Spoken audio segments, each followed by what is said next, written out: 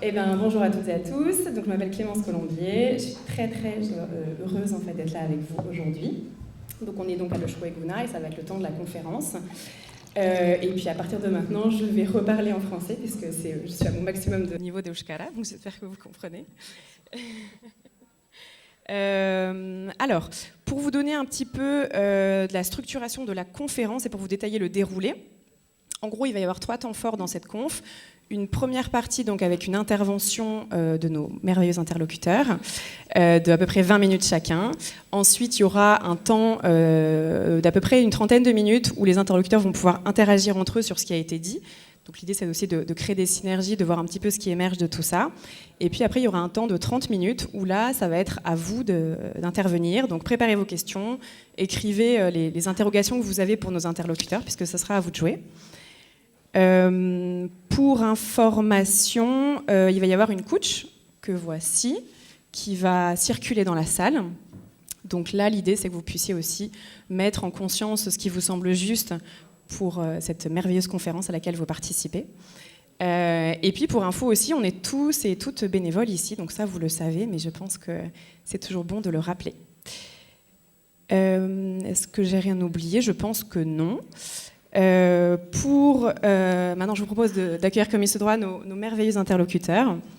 Donc, on a donc Timothée Parik, Élise Dillet et Maïtena Kuruchet, et on a également Antion Arinordoki à la traduction.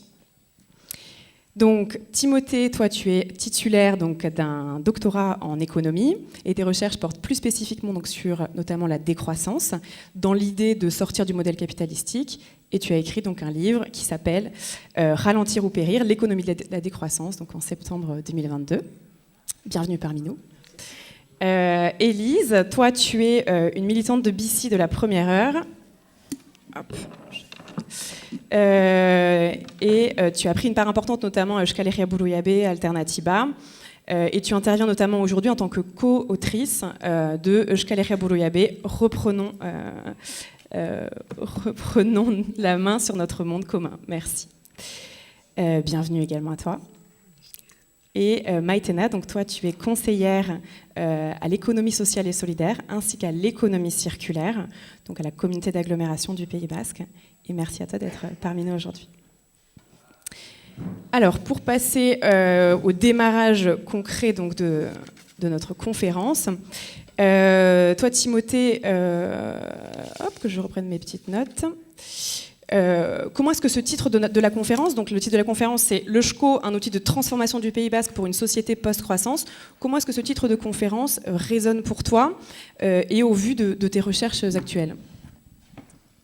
Bonjour à tous. Et alors oui, ce titre il résonne beaucoup avec mon travail actuel vu que j'ai écrit une thèse sur la décroissance. Et après ça, j'ai essayé d'articuler la différence entre la décroissance et la post-croissance. Donc c'est peut-être pas mal de commencer par juste poser les termes, qu'est-ce que ça veut dire. Donc post-croissance, la façon dont on l'utilise en sciences économiques, c'est une famille de théories en fait un petit peu qui partent d'une critique de la croissance. Ça c'est un usage du terme. Et le deuxième usage, il est beaucoup plus concret. Moi c'est l'usage que j'en fais dans le livre Ralentir ou périr. Post-croissance, c'est un concept qui nous permet d'imaginer une société, une économie au-delà de la croissance. Un petit peu comme quand on parle d'une société post-capitaliste, une société qui aurait dépassé le capitalisme pour introduire un nouveau modèle, et on en reparlera. Et bien, une société post-croissance, c'est une société qui aurait dépassé la croissance. Et qu'est-ce que ça veut dire de dépasser la croissance?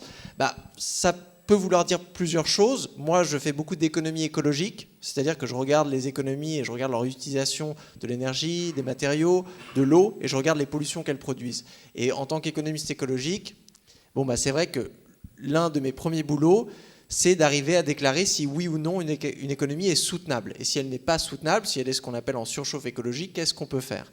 Donc, l'une des premières caractéristiques de la post-croissance, c'est, on va dire, une économie qui a réussi à stabiliser on appelle ça un métabolisme biophysique, ça fait un petit peu, peut-être trop technique, son empreinte écologique, quoi. Une économie qui utilise les ressources de manière renouvelable et qui ne vient pas dégrader en fait les écosystèmes qui lui permettent de fonctionner.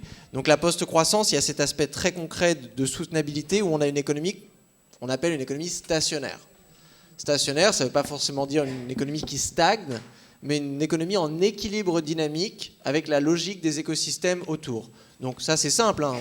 On retombe vers une sagesse ancestrale où quand vous avez une pénurie d'eau, les activités qui dépendent de l'eau vont devoir s'adapter à la baisse. De la même manière, si vous découvrez une nouvelle technologie qui vous permet d'avoir accès à plus d'eau, vous pouvez produire plus de ces choses qui demandent de l'eau. Pareil pour le carbone, pareil pour les services écosystémiques, pareil pour la qualité du sol, pareil pour les minerais, les métaux, toutes ces ressources. En fait, c'est une économie qui est encastrée dans la logique du vivant.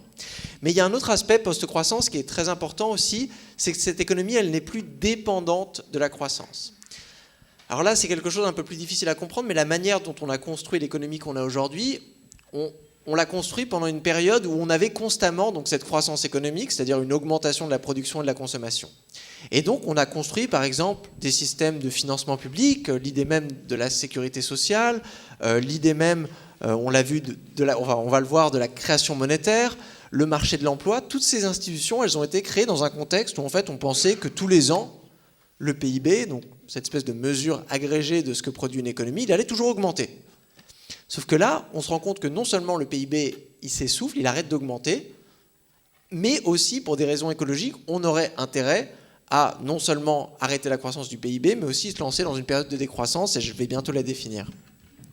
Et donc ça, c'est un problème parce qu'on se retrouve avec des obstacles. Donc par exemple, si vous êtes un gouvernement, bon là dans le cadre national, parce que moi c'est ce que je regarde dans mes recherches et on verra s'il y a l'équivalent à l'aspect régional ou municipal, vous êtes un gouvernement, vous voulez produire et consommer moins pendant une certaine période d'année en France. Ça va contracter l'économie monétaire et donc les revenus des taxes, par exemple la taxe sur la valeur ajoutée qui représente une grande partie du budget de l'État, ou les impôts sur le revenu vont eux aussi se contracter. À un moment où justement on voudrait qu'il y ait des interventions publiques, on ne sait pas, par exemple, pour subventionner la construction d'énergies renouvelables ou toutes les initiatives d'ailleurs locales qu'on aimerait voir se développer pendant cette période. Donc là, ça montre bien que la post-croissance, c'est aussi comment est-ce qu'on repense la façon dont on finance l'économie, dont on paye les services publics, la façon dont on investit, dont on crée, dont on détruit de l'argent, la façon dont on pense l'emploi, sans se rendre dépendant de cette variable qui est la croissance, qui est une variable assez spécifique. La croissance, c'est l'agitation monétaire des choses que l'on vend et qu'on achète sur les marchés. Et ça me permet juste de définir un petit peu la différence entre la post-croissance et la décroissance. Donc la post-croissance, on l'a vu, c'est un peu la destination, l'utopie dans le sens positime du terme, c'est-à-dire que c'est un exercice de pensée pour se dire comment est-ce qu'on arrive à penser une économie en harmonie avec la nature, stationnaire, qui puisse prospérer sans croissance. Ça, c'est la destination, mais aussi après on revient à la réalité d'aujourd'hui dans un pays à haut revenu comme la France, c'est en commun avec tous les pays à haut revenu, c'est qu'on est des pays en surchauffe écologique. Moi j'aime bien parler d'obésité biophysique, c'est-à-dire qu'on a des décennies derrière nous de croissance qui ont énormément fait augmenter notre utilisation des ressources naturelles et nos impacts sur l'environnement. Donc avant de pouvoir se stabiliser dans une post-croissance harmonieuse et prospère, il faut penser la transition et moi, mes recherches m'ont amené à penser que cette transition ne sera possible que si l'on organise une décroissance, donc une réduction de la production et de la consommation pour alléger les empreintes écologiques. Et donc là, c'est le deuxième grand chantier, et on verra que quand on parle de l'OJCO et des monnaies complémentaires en général, et de la monnaie en général, de se dire quel est le rôle des outils monétaires pour la transition, donc pour organiser cette espèce de grand régime macroéconomique de la décroissance, et quels sont le rôle de ces outils sur le long terme dans une économie post-croissance. Et ça peut être, je vais vous donner deux exemples un petit peu comment des monnaies complémentaires peuvent jouer ce rôle. On l'a vu, l'une des variables clés d'une période de transition écologique, c'est les émissions de gaz à effet de serre. Dans la loi française, on commence à avoir des outils qui peuvent nous indiquer un budget maximum, au moins à l'échelle nationale, qu'on peut utiliser en une année. Donc là, on pourrait imaginer un mécanisme de partage. En économie, on dit de rationnement, mais je me suis rendu compte qu'auprès du grand public, ça ne faisait pas assez sexy, donc maintenant je dis un mécanisme de partage pour justement penser l'allocation de ce budget carbone limité. Donc là, certaines personnes ont pensé à l'équivalent un petit peu d'une monnaie carbone qui pourrait circuler en parallèle avec l'euro pour organiser l'achat de ces quelques produits qui nécessitent des énergies fossiles, notamment c'est l'essence que vous mettez dans votre voiture, c'est le chauffage de votre maison, c'est principalement ça. Donc ça, on voit que ça serait une monnaie qui ne serait pas là à jamais, ça c'est une monnaie qu'on utiliserait comme outil de rationnement pour justement permettre d'avoir ce plafond écologique qui chaque année va venir descendre. Donc ça c'est un exemple un petit peu d'une monnaie éphémère. Alors qu'il y a une autre monnaie éphémère, ça peut être aussi une banque ce qu'on appelle une banque de temps, où on se retrouve dans un territoire où les gens n'ont pas beaucoup de pouvoir d'achat, et un territoire peut-être où il y a beaucoup de chômage, donc les gens ont beaucoup de temps, mais pas beaucoup de pouvoir d'achat. Et donc la monnaie complémentaire associée à une banque de temps permet à ces personnes d'échanger des services. Donc moi, par exemple, je vais enseigner l'économie à quelqu'un, ça va me rapporter une unité de cette monnaie complémentaire que je vais pouvoir donner à quelqu'un d'autre qui va m'enseigner la physique quantique, le piano ou la pelote. Il y en a besoin. Et donc là, on voit que cette monnaie-là, elle sert un petit peu à restimuler l'activité sociale. Et moi, c'est un point, je reviens toujours, la monnaie, c'est un lien social. Et donc, il ne faut pas la voir comme quelque chose de désencastré de la réalité politique et sociale. La monnaie, justement, l'expérience de Loshko l'a bien montré, c'est quelque chose de socialement malléable. C'est-à-dire que dans un territoire, on peut utiliser la monnaie comme institution pour faire quelque chose qui peut être unique à ce territoire, pour stimuler des relations sociales qui existent déjà. Et c'est pour ça que certaines monnaies complémentaires, et c'est là le caractère éphémère, elles disparaissent. Et les gens, les économistes, ils me disent toujours, parce que bon, moi j'ai un petit peu travaillé sur les monnaies locales, ils me disent « Ah, regarde tes monnaies locales, Timothée, ça marche 2 secondes et après ça s'effondre. » Mais parfois elles s'effondrent pour des raisons, il n'y a plus assez de volontaires pour faire tourner le réseau, parce qu'on sait que ça demande énormément de temps d'organisation d'organiser une monnaie locale. Mais parfois, c'est aussi la monnaie, elle a fini de faire son travail, c'est-à-dire elle a tellement créé de liens sociaux en fait, que les relations n'ont plus besoin d'être subordonnées par cette monnaie. En fait, on passe de relations d'échange marchand avec la monnaie locale à des relations de réciprocité, par exemple entre commerçants. Donc on a aussi une évolution de se dire, quand on crée une monnaie locale et quand on l'utilise, c'est quoi l'objectif final ? La monnaie n'est jamais l'objectif final. L'objectif final, ça peut être de renforcer la résilience et la souveraineté énergétique, alimentaire d'un territoire. Ça peut être aussi de lutter contre l'exclusion sociale, comme le cas des banques de temps. Ça peut être de lutter contre la pauvreté, donc des personnes qui n'ont pas le pouvoir d'achat et n'ont pas la capacité d'accéder à des biens et services dont ils ont besoin. Ça peut juste être une façon en fait de coordonner des synergies entre des acteurs économiques, par exemple autour de la transition écologique sur un territoire, où on se dit on a besoin d'un logiciel pour faire en sorte que tous les acteurs, que ce soit des commerçants, des producteurs, des agricultrices, des consommateurs, des usagers, puissent avoir un logiciel commun, par exemple, pour penser la transition en termes, je ne sais pas, de réduction des gaz à effet de serre. Et bien donc, avoir cette monnaie, ça fait un petit peu office de mécanisme de coordination, de chef d'orchestre de transition, où on peut se mettre d'accord sur quelque chose. Après, il y a beaucoup d'autres effets qui sont intéressants. Moi, je vais parler d'un effet parce que, bon, j'étudie la décroissance et la post-croissance en lien avec le post-capitalisme. Donc quand je suis invité à l'université, quand je lâche ce mot d'habitude, là il y a des brouhahs et on me jette des trucs. Ici j'ai l'impression que ça passe crème, donc ça va. Peut-être parce que c'est samedi. Je pense que parce qu'on a une pensée utopique qui est beaucoup plus musclée au Pays Basque, surtout dans ce genre d'événements. Donc ça déjà c'est une force.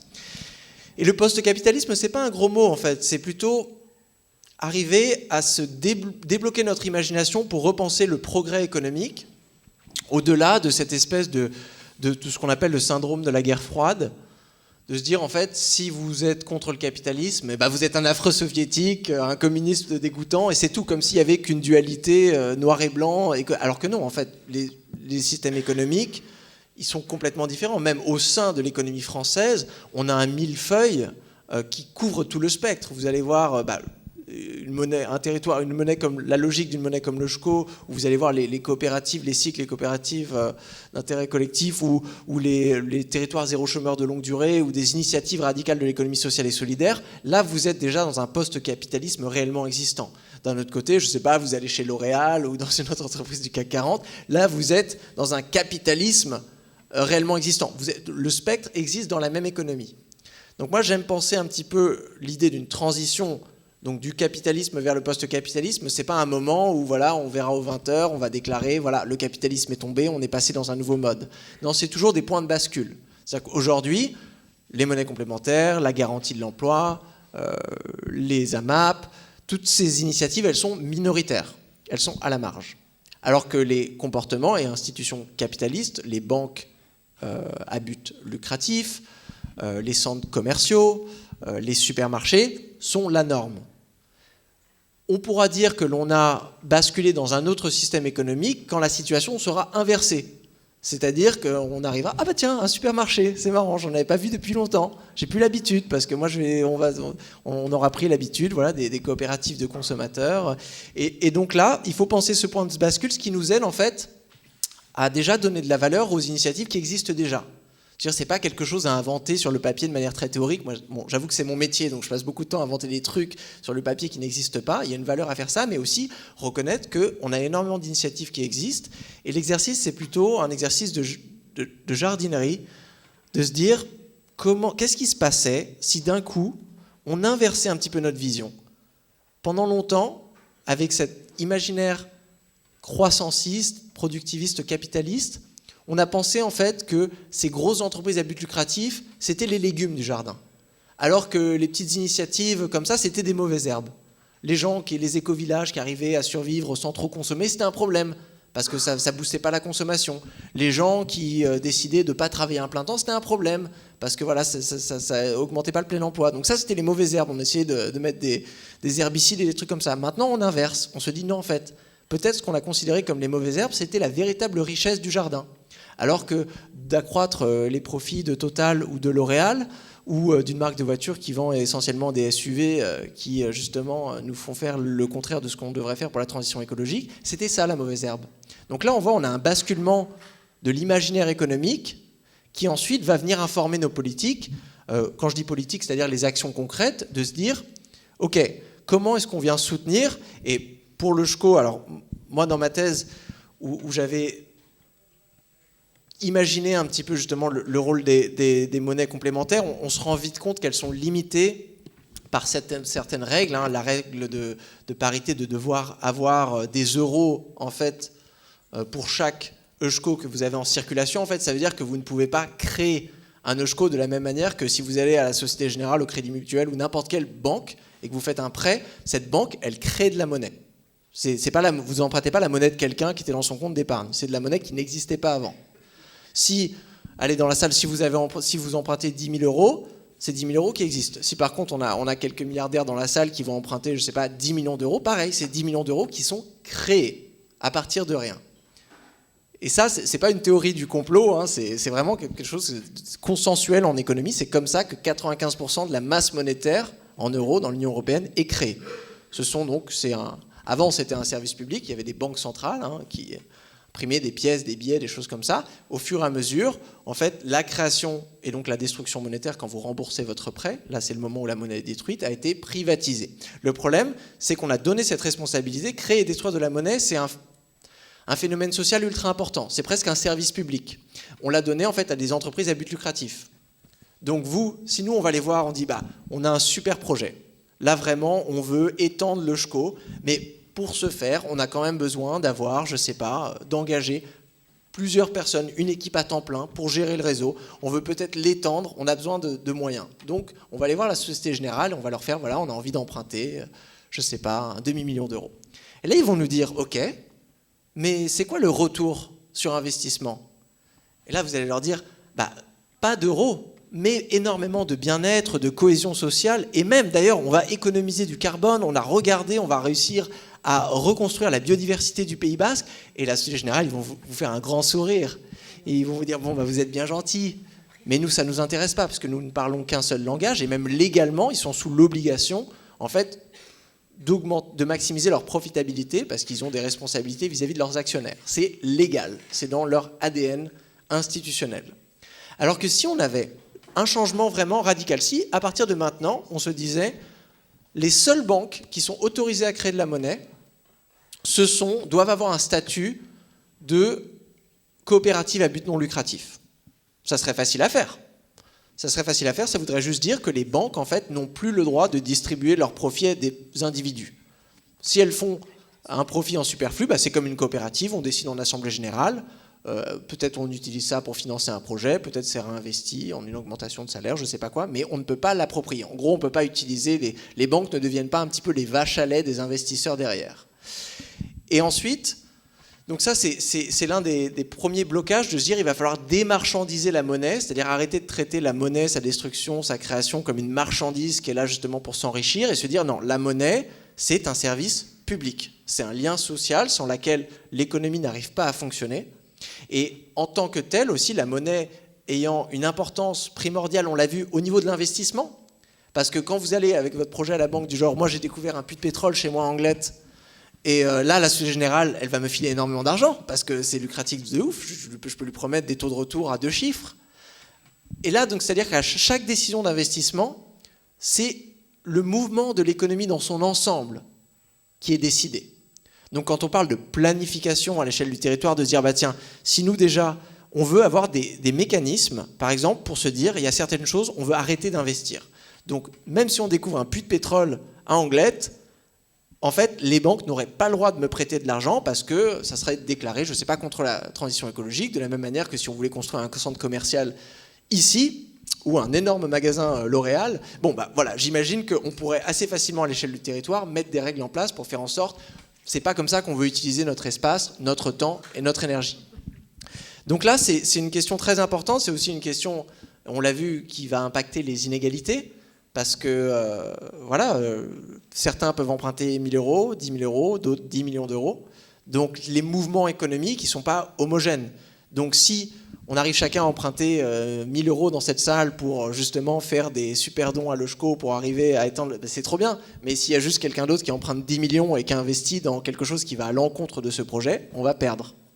Donc là aussi, on voit, il y a un rapport de force autour de la monnaie qui demande une véritable planification démocratique, d'où l'importance en fait de muscler un petit peu nos forums, que ce soit les coopératives qui sont un petit peu la démocratie dans une unité de production, mais aussi des budgets participatifs et tout ce qui se passe à l'échelle de la municipalité, du territoire, mais aussi créer des conseils de quartier et des conseils biorégionaux à l'échelle d'entités comme le Pays Basque, justement pour venir penser la planification, se dire qu'est-ce qu'on veut faire de notre économie.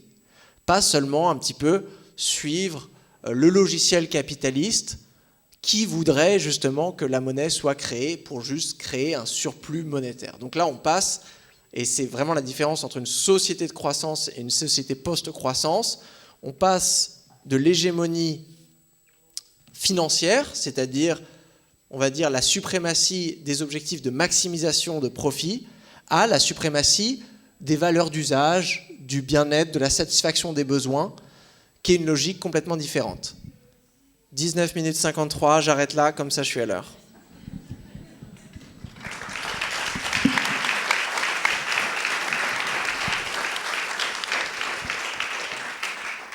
Merci pour ce timing parfaitement respecté.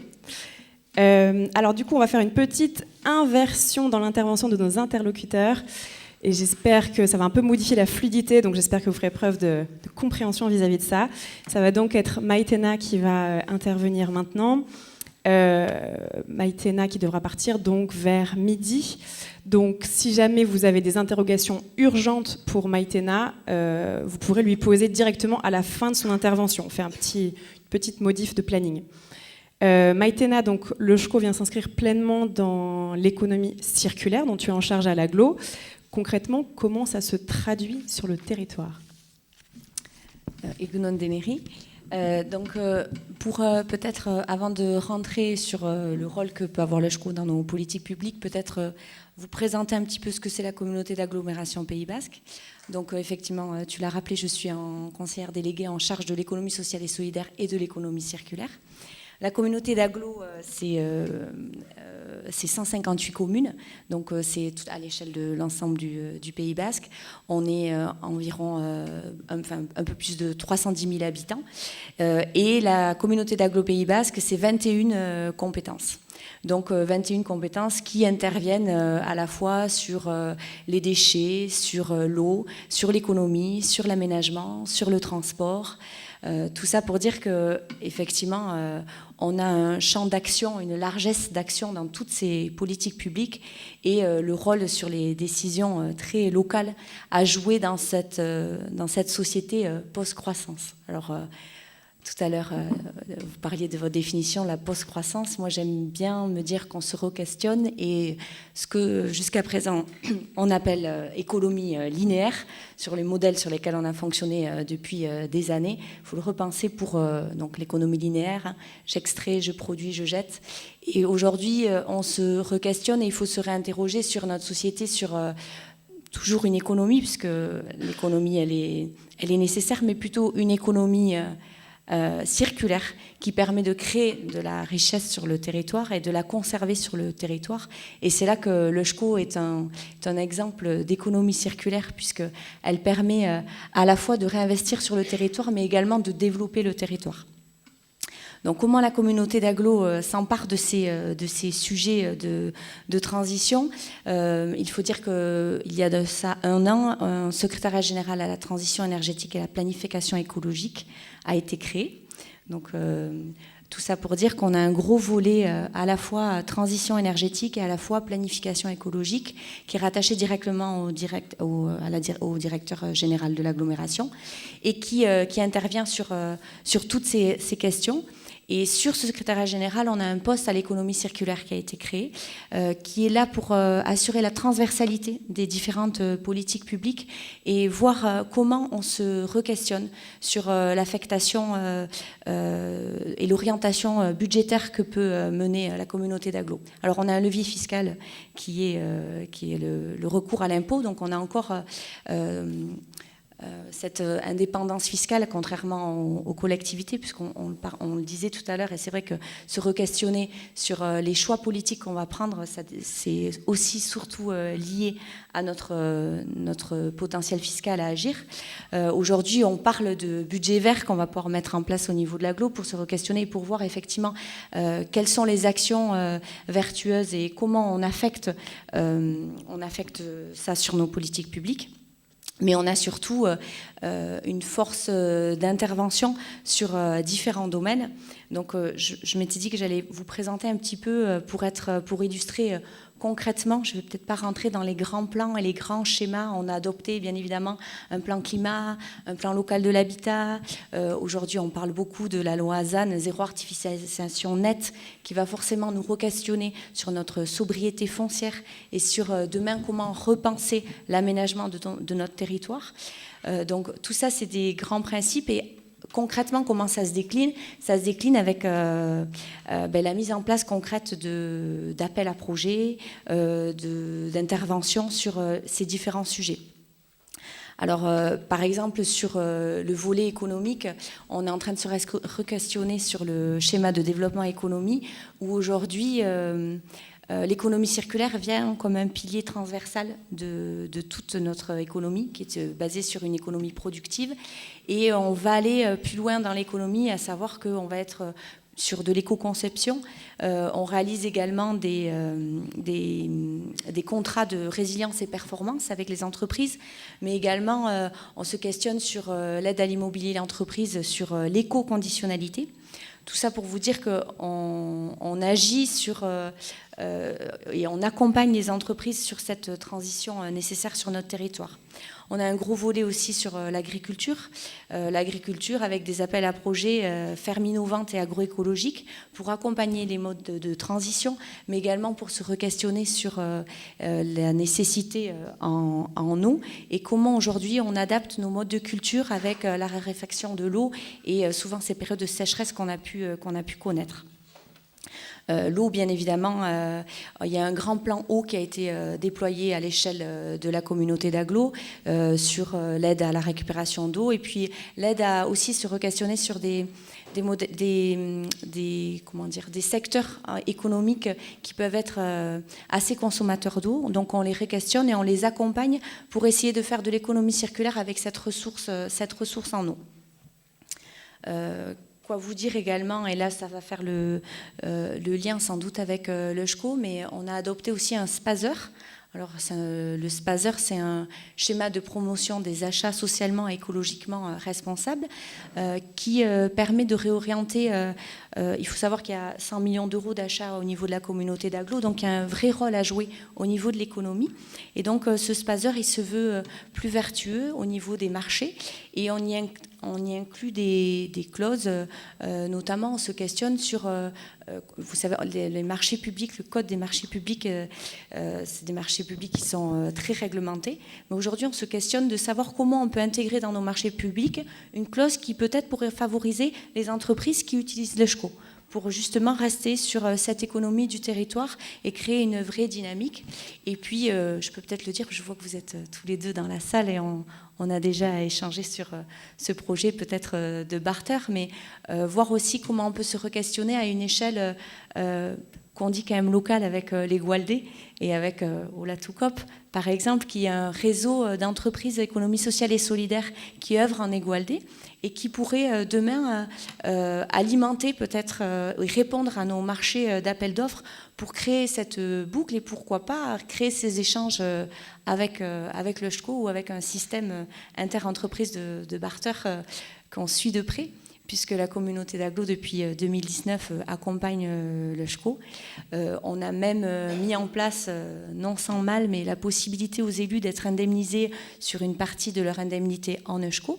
Donc aujourd'hui, il y a des élus qui ont une partie de leur indemnité en ESCO pour favoriser justement cette résilience du territoire et cette transition écologique. Voilà, et puis vous dire que ça, c'est les actions très concrètes qui sont mises en place sur la communauté d'agglo, mais on peut parler aussi sur tout ce qui est bâtiment, puisqu'on est propriétaire de nombreux bâtiments à l'agglo, donc on va parler de sobriété énergétique de ces bâtiments, on va parler de tous ces projets de déconstruction, on ne parle plus de démolition à l'agglo, mais on parle de déconstruction, avec toute cette logique de réemploi, donc toutes ces actions qu'on mène à l'échelle de l'ensemble des directions, finalement, on sent bien qu'il y a une réelle prise de conscience, permettent d'œuvrer sur cette transition énergétique.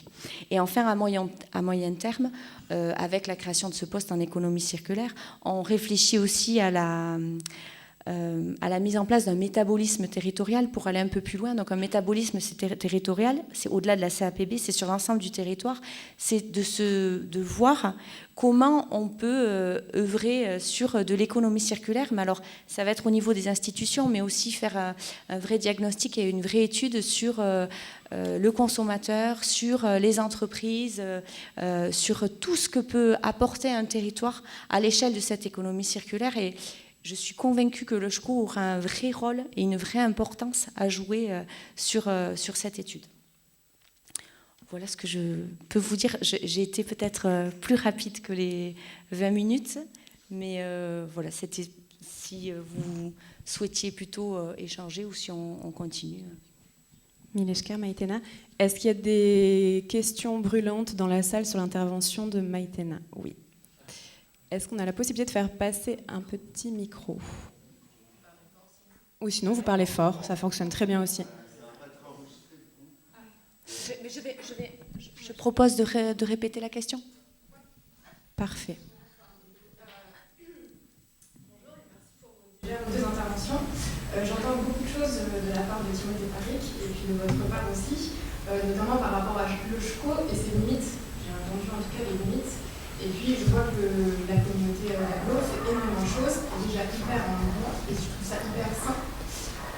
Avant de mettre des actions en place, dans le fait de mettre des actions en place, ce qui est important c'est de tester, c'est de voir un peu ce qui fonctionne, etc.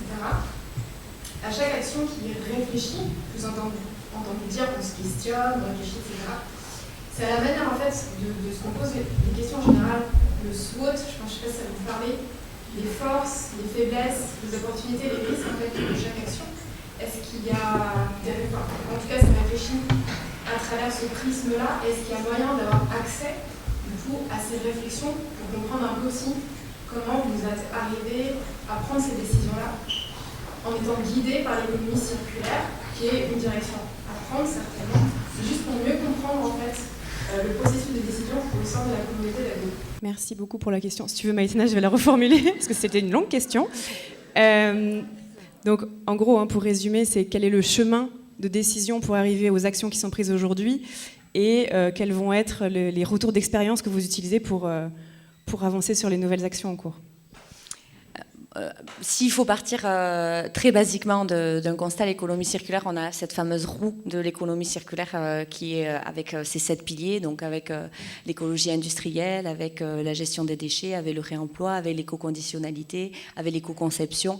Donc en fait, on se base un peu sur tout ce qui fait et on met en œuvre, on a une pépinière spécialisée en l'éco-conception pour le lancement d'activités économiques, par exemple, sur Saint-Jean-de-Luz. On mène une étude de schéma de réemploi dans nos déchetteries. Donc on expérimente pas mal d'appels à projets. Par exemple, tout à l'heure, je vous parlais des appels à projets fermes innovantes et agroécologiques.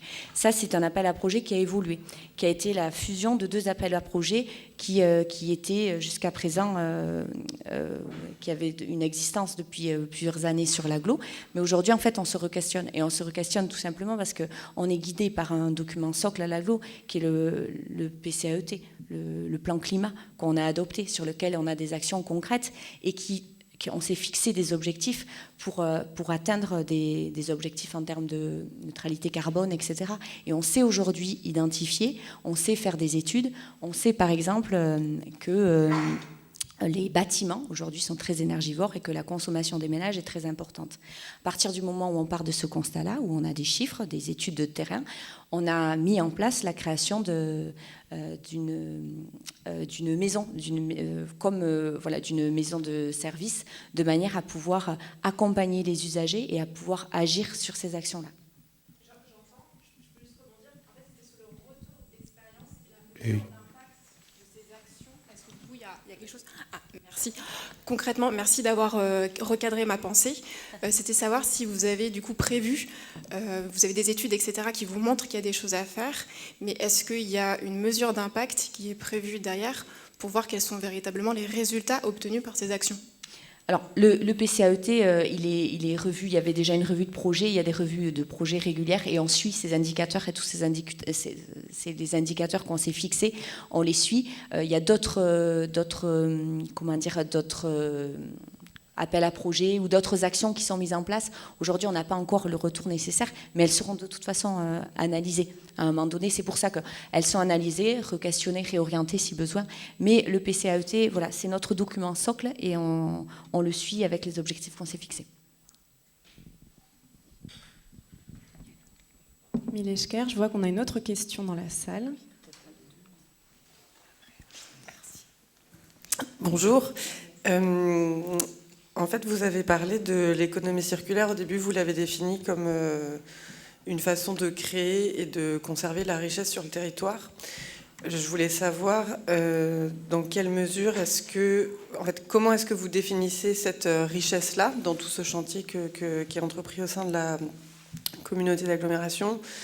Est-ce que justement il y a une réflexion sur les indicateurs? Comment est-ce qu'on va mesurer cette richesse-là?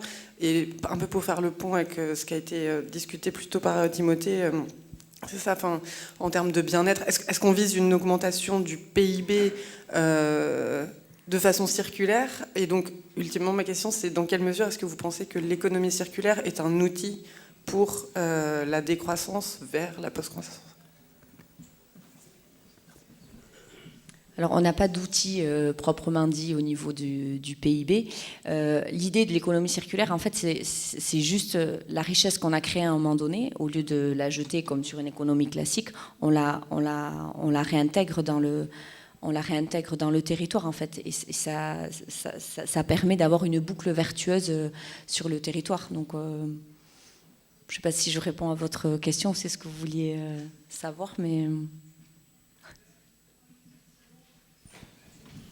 On va peut-être prendre une dernière question. On en a... Vous concertez ?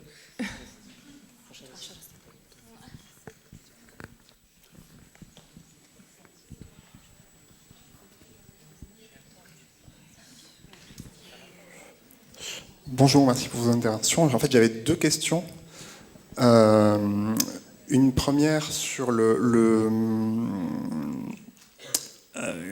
sur l'impact du choix que les collectivités font dans les banques pour les investissements, parce qu'on sait que, comme ça a été dit par Timothée Paric, les choix d'investissement c'est ce qui va orienter dans quel sens l'économie va et quel impact ça a. Et on sait que les banques ne font pas toutes les mêmes choix en termes d'investissement, notamment dans les énergies fossiles, sur le plan écologique et social. Est-ce qu'il est prévu, est-ce qu'il y a des réflexions au niveau de l'agglo de prendre en compte des critères extra-financiers, sociaux et écologiques dans le choix que l'agglomération fait pour les banques pour ses prêts, pour ses emprunts?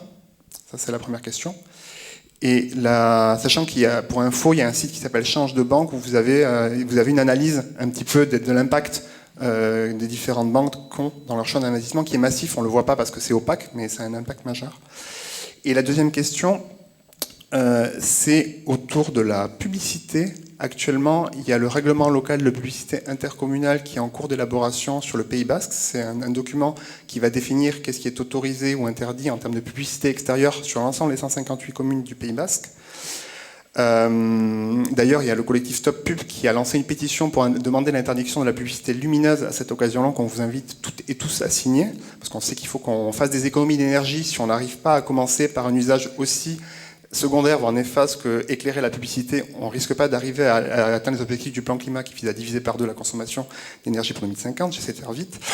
Donc un RLP, normalement, c'est plus protecteur par rapport au règlement par défaut. Et là, pour l'instant, on est à la phase d'orientation générale et il est prévu pour l'instant de faire des dérogations et d'autoriser la publicité là où normalement elle n'est pas autorisée dans les sites patrimoniaux et remarquables historiques, parce qu'en fait, il y a des contrats avec JCDecaux, des afficheurs de ce type-là, pour diffuser des messages qui généralement encouragent les comportements qui sont nuisibles, qui encouragent à manger du fast-food, à partir en week-end en avion ou à acheter des SUV, pour des multinationales qui n'ont aucun impact positif sur le plan de l'économie locale.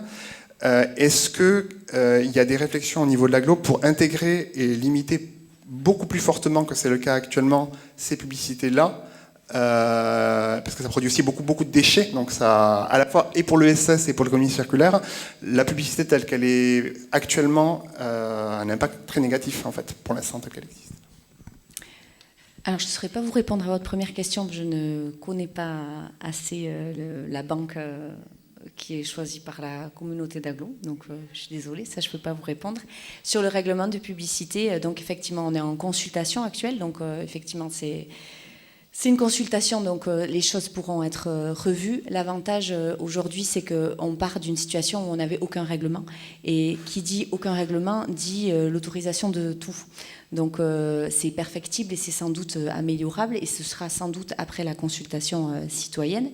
Mais il fallait quand même, c'est comme tout en fait, la communauté d'agglo, elle a même pas une dizaine d'années encore, donc c'est une jeune collectivité et on avait besoin d'éléments socles et d'éléments cadres pour essayer de cadrer. Donc on a déjà un premier pas et voilà, tout est améliorable, mais en tout cas moi je vois ça comme une bonne chose parce que dans ma commune justement tout le monde faisait tout et n'importe quoi et on nous disait comme il n'y a pas de règlement on peut faire ce qu'on veut. Donc, voilà.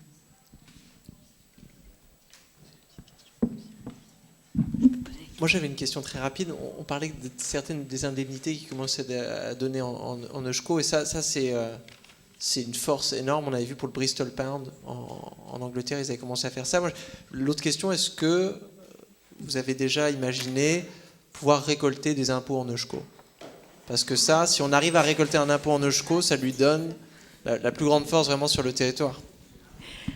Alors déjà, ça a été très compliqué de pouvoir verser des indemnités en EuSCO. On a été jusqu'au tribunal administratif, ça a été un peu compliqué. Donc, je pense que récolter des impôts en EuSCO, je ne suis pas sûre que l'État soit très favorable à ce genre de mesures, mais ça peut peut-être se réfléchir. J'avais une question sur, est-ce que vous avez, alors peut-être Timothée ou Maïtena, je ne sais pas, les deux en fait, vu des outils d'évaluation un peu différents de ce qu'on a l'habitude de voir aujourd'hui qui permettraient de mettre en valeur ces actions posées autour de l'économie circulaire et qui ne soient pas nécessairement simplement l'empreinte carbone, le PIB, voilà, qu'on puisse parler avec d'autres indicateurs qui valorisent le lien, la confiance, voilà. Est-ce que c'est des choses que vous explorez qui permettraient aussi de montrer les bénéfices de ce travail ? Alors pour le coup, en étant délégué à l'ESS, ça fait aussi le pendant. Et sur la feuille de route économie sociale et solidaire qu'a adoptée la communauté d'agglo, on a mis un axe 3 économie circulaire. Parce qu'on sent qu'il y a beaucoup de projets émergents qui viennent effectivement de la société civile.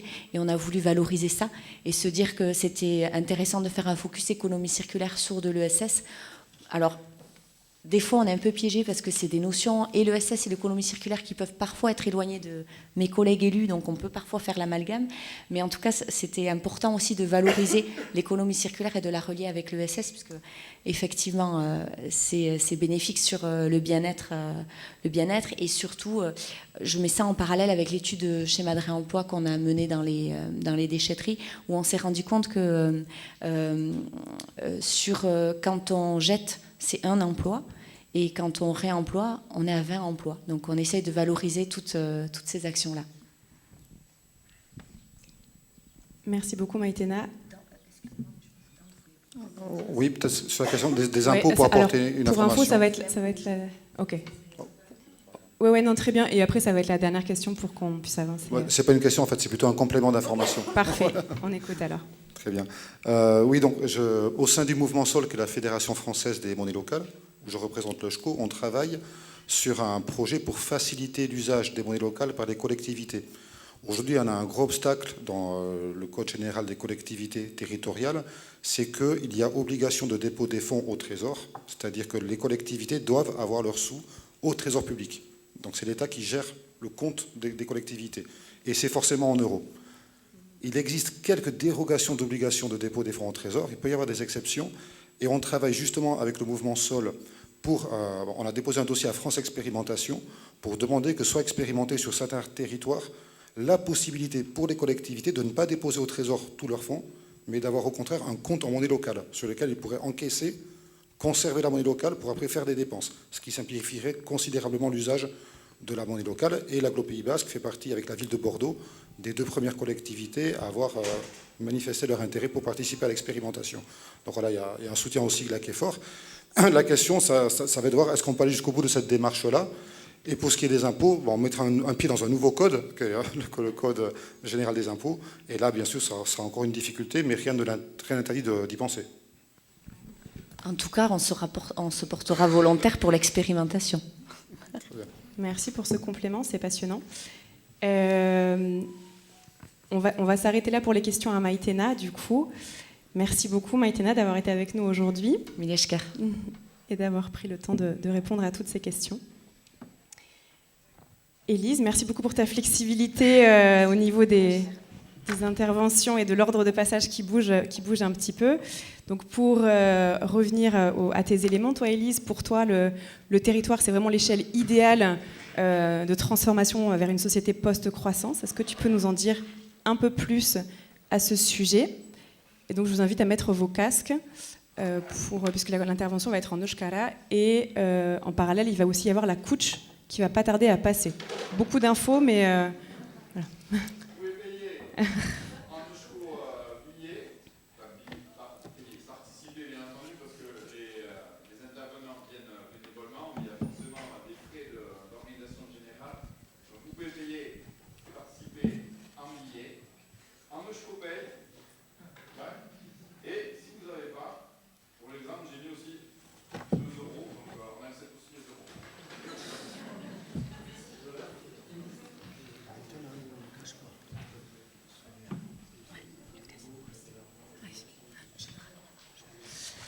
Bon, beraz, voilà. Mil esker, gonbidatzeagatik emai inguru honetara. Beraz, ni hemen naiz bizi elkarteko kide gisa. Eta aipatuko dut, beraz, nola ezkontza ondoko gizartea, ze transizio tresna ikusten dugun bizin. Hasteko, hor mintzaldiaren titulua hartu dut, eta hasteko erran nahi erran nahi nuke, bizin nahiago dugula metamorfosi hitza erabili, transizio hitza baino, metamorfosi hitzak beharrezko alarketen erradikaltasuna eta larrialdia hobeki adierazten duelako. Beraz, bizik bat egiten du ideiarekin gure gizarteen gaur egungo antolaketa, eta hori zuk aipatu duzu, pixka bat, beraz, erauzketa globalizazio suntzizaileen oinarritua, beraz, gizarte modelo horrek hori bai planetaren zat eta bai jendearen zat biziki kaltekarria dela. Eta beraz, sistema hori ere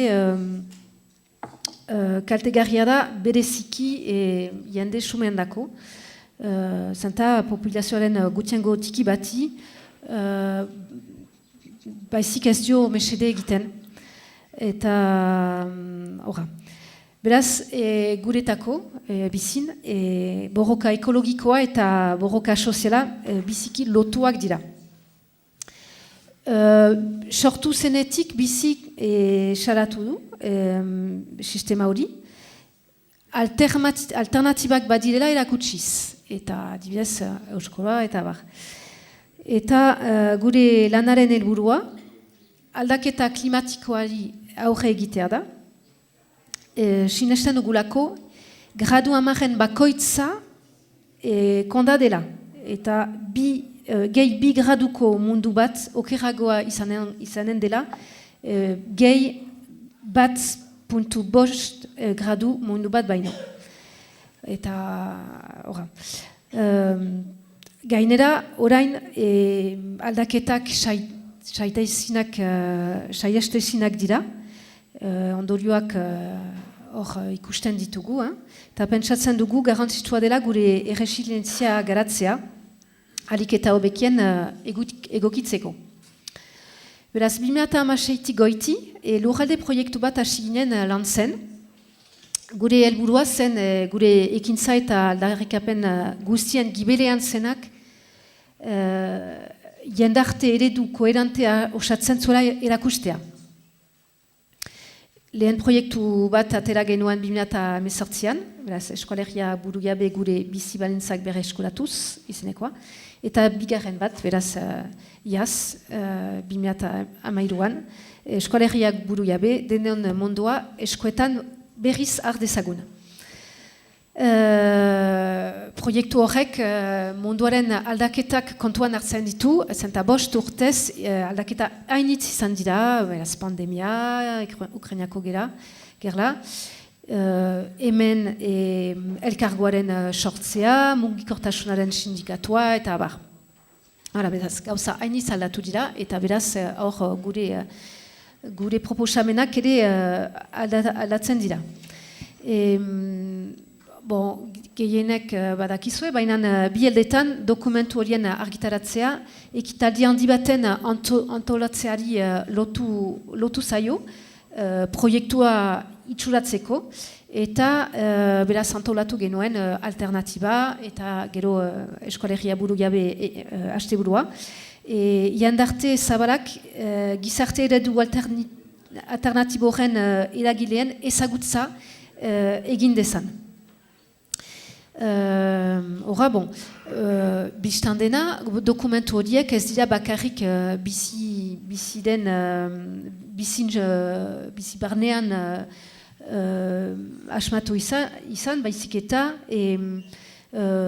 mundu osoan abiandinen ekimenetan oinarritzen da, eta hor trukaketa hainitzen emaitza izan da aditu hainitzekin. Eta hor bertso hori beti behin-behineko da, ez da beti osatzen eta berpentsatzen dugun proiektu bat da. Dokumentu horiek idatzerakoan, gure beraz ekintzen koherentzia erakustea zen gure helburua, lurralde proiektu global batean, ikuspegi orokor bat ematen duena, eta etorkizunerako iparrorratz bat dena. Voilà, espero dugu, pena da maitena joan dela, baina hausnartzetarako, eztabaidarako eta inspiraziorako iturri izan daitekela iragileentzat, beraz elkargoarentzat adibidez. Lurraldearen etorkizunari buruzko erabakiak hartzeko orduan. Eta gainera proiektu hori beste lurralde batzuetan bere egokitua eta bere egokitua izaiteko pentsatua da. Hala, ez da, hor ez dugu bakarrik pentsatzen eskualeriari buruz, baizik eta lurralde bakoitzak ere bere proiektua sort dezan. Beraz, lurralde burujabe, jasangarri eta solidario baten aldeko proiektu bat sortu nahi izan dugu. Eskualeria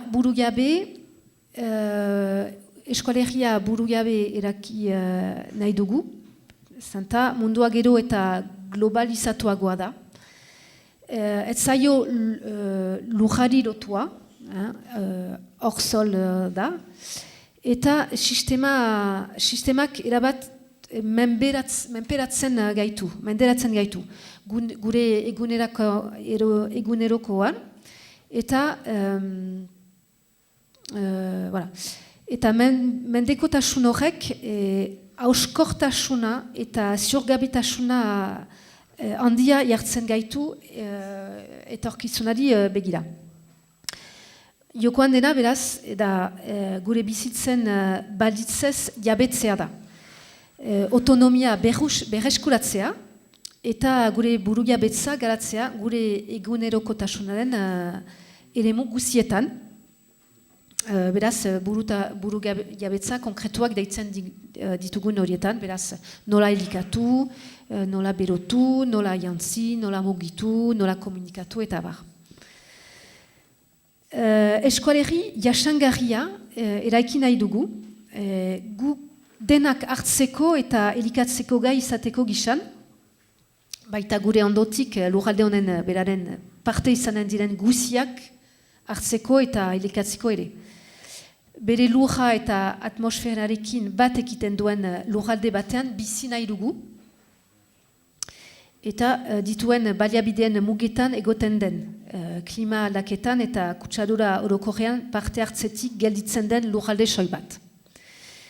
Eta azkenik lurralde eskualeri solidarioa eraiki nahi dugu, eta mugek ez dute gure bizi balintzak erabakitzen, klimak adibidez ez du mugarik ezagutzen, eta beraz bakoitzak bere mailan jokatu behar balin badu, ez dugu antzi behar planeta komun bat partekatzen dugula.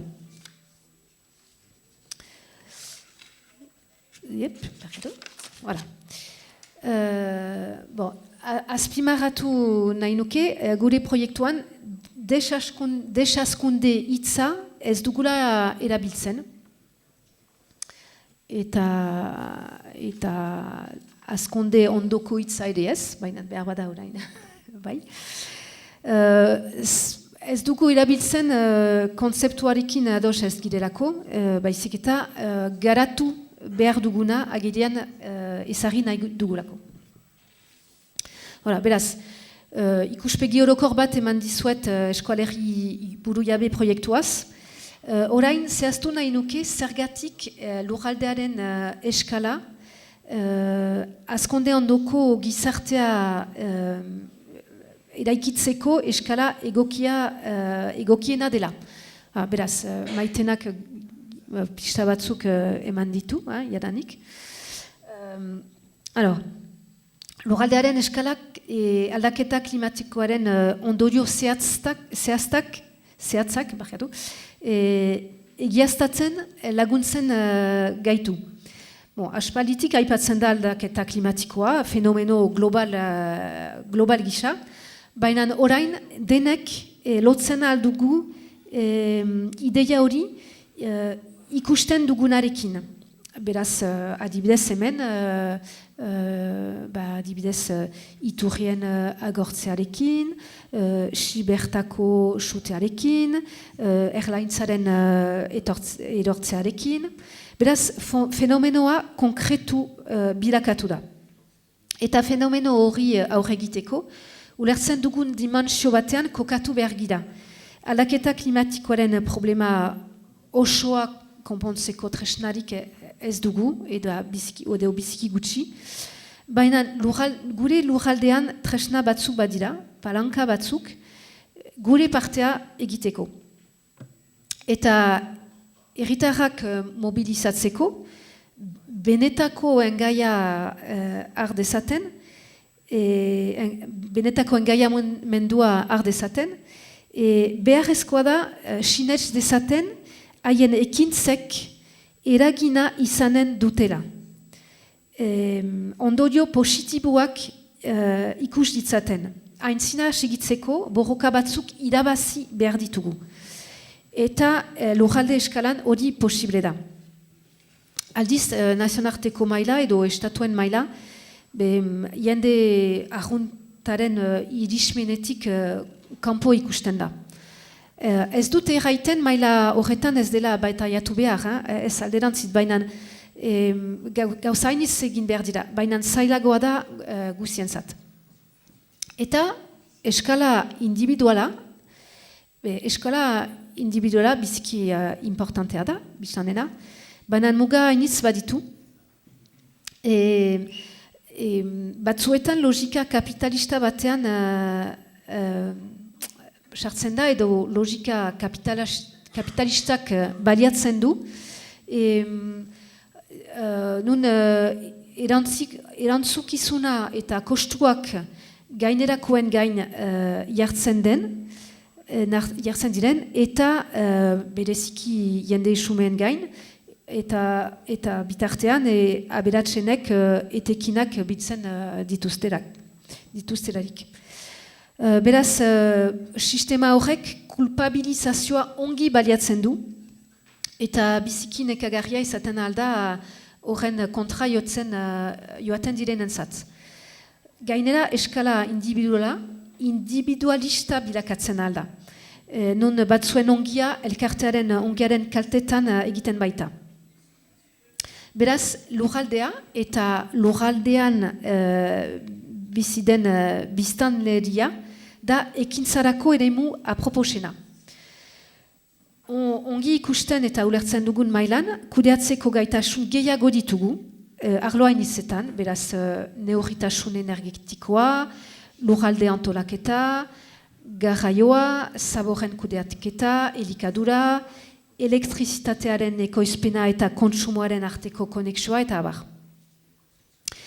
Neurritasun, eraginkortasun eta energia berriztagarrien aukera oberenak tokiko mailan dira. Frantziako estatuan, adibidez, ADEM agentziak erraten du, lurralde kolektibitateek berotegi efektuko gasen isurketen euneko 15 eta 50 artean, zuzenean edo zeharka eragiten dituzte. Beraz hori da, hor disberentasuna da antolamendu edabakien bidez. Eta egokitze ekintzaia guziak estatu maila, baino maila txikiagoan eramaten direla.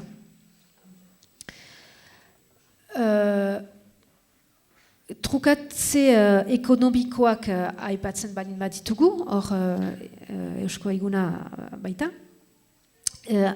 Adibidez, euroaren ibil moldea alda ezina dirudi, baina etekinaren zerbitzura eta ez diren truke sistemak tokian ezartzeko ahala badugu, eta hori hemen ongi badakigu.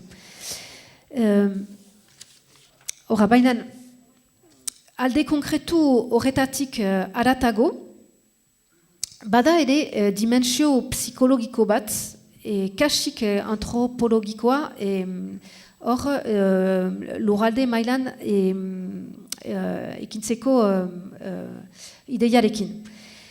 globalizazioak lurrez kanpoko izaki bilakatzen gaitu, eta aldiz lurralde batean finkatzeak, lurralde eta giza komunitate bati atxikitzeak, beste lurraldekiko eltekartasunean aditzeko indarra ematen du. Lurraldeen mailan aditzea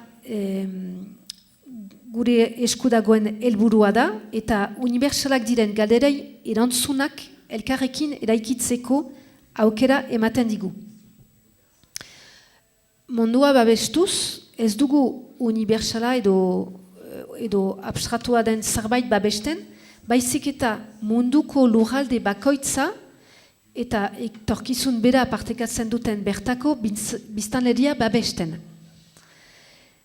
Etorkizun bera partekatzen duen talde horiek beren kultura berezia dute, bai eta gaurko eta biharko erronkei erantzuteko beren modu berezia. Eta gure mundua indartsuagoa da aterpetzen eta babesten dituen kultura desberdinei esker. Monolaborantzak ahultzen du, anistasunak aldiz indartzen du. Eta gertaera bortizei aurre egiteko gaitasuna ematen du.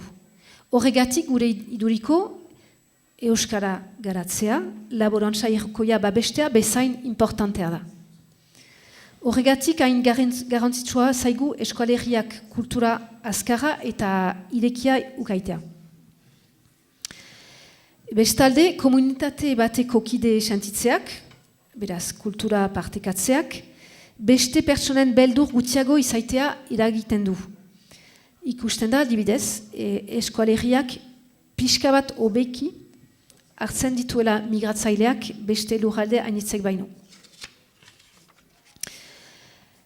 Lurraldekiko atxikimendua eta beste logika baten erakitzearen artean den lotura biziki ongi erakusten du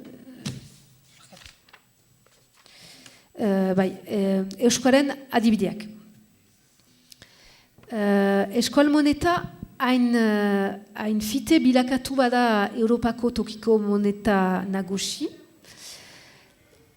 Ez da horren beste ipar eskualeriko biztanleak beste leku batzuetakoak baino kontzienteagoak direlako ekonomiaren birlokalizatzearen beharraz. Behar bada bai, baina behar bada ez hori bakarrik.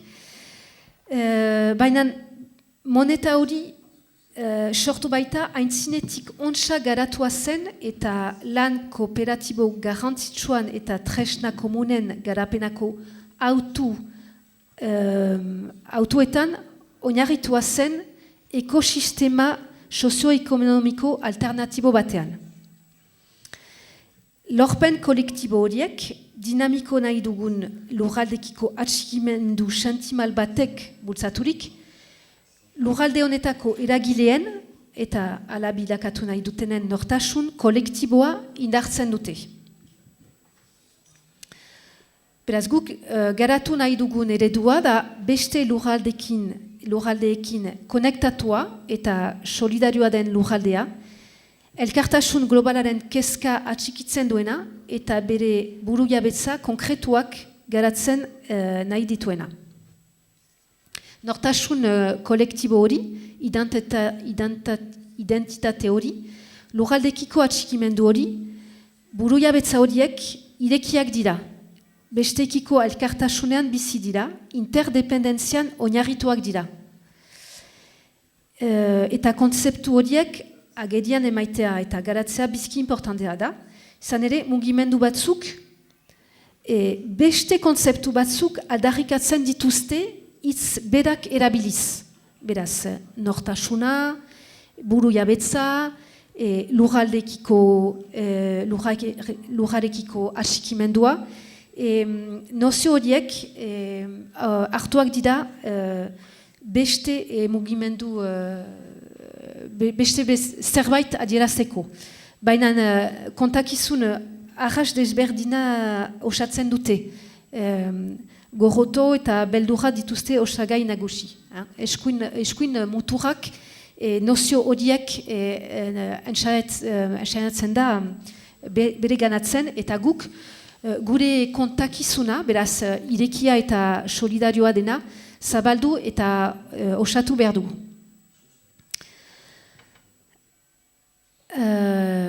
Ez dakit nola nahi zen. Azkonden ondoko gizartea buru jabetza konkretuak garatuz eraiki nahi dugu, beraz. Eta buru jabetza konkretuak aipatzen ditugulaik, beraz, gauza hainitz aipatzen ditugu, beraz, elikadura maila, energia maila, etxe bizitza maila, ekonomia maila, lana, baita ere gure gorpuntzen eta seksualitatean maila, eta gizartea eta kultura mailan ere. Ados, beraz bukatzen dut. Beraz, buru jabetza konkretuak lokalki garatzeak lurraldearekin gehiago lotzen gaitu, eta nortasun kolektiboa sortzen du. Eta horrek, kemena ematen die herritarrei, ez dira fatalismoan itotzen. Ondorioz, baliabide gutiago kontsumitzea, eta molde zuzeneagoan banatzea, ez da gabezia bat gisa ikusia. Herritarren balio kulturen adierazpen konkretuetako bat baizik. Eta gainera, defendatzen garen prozesua, behetik gorako logika mailan batean oinarritzen da. Hau da, herritarrek beren bizitzen balintzen jabetzea tokiko mailan berreskuratzea. Ez da zerbait goiti inposatua, baita zerbait kolektiboki erabakia. Hora, beraz, biribiltzeko, azkonde ondoko gizarterako metamorfosi tresnak sortzeko, globalizazio kapitalismoari buru egiteko gai diren lurralde irekiak eta azkarrak behar ditugu. Lurralde horiek herritarrei behar duten segurtasuna ematen die, eta gure planetaren mugak errespetatzeko hartu beharko ditugun neurriak hartuko ditugu, ez inposatuak direlako, baizik eta gogotik erabakitzen dugulako, gure kultura delako. Lotura sozial azkarrak behar ditugu, eta erantzukizun eta ekintza maila kolektiboagora pasatu behar dugu, hori erakitzeko. Eta kontakizun hori zabaldu behar dugu, historia hori idazi behar dugu, herri hori eraiki behar dugu.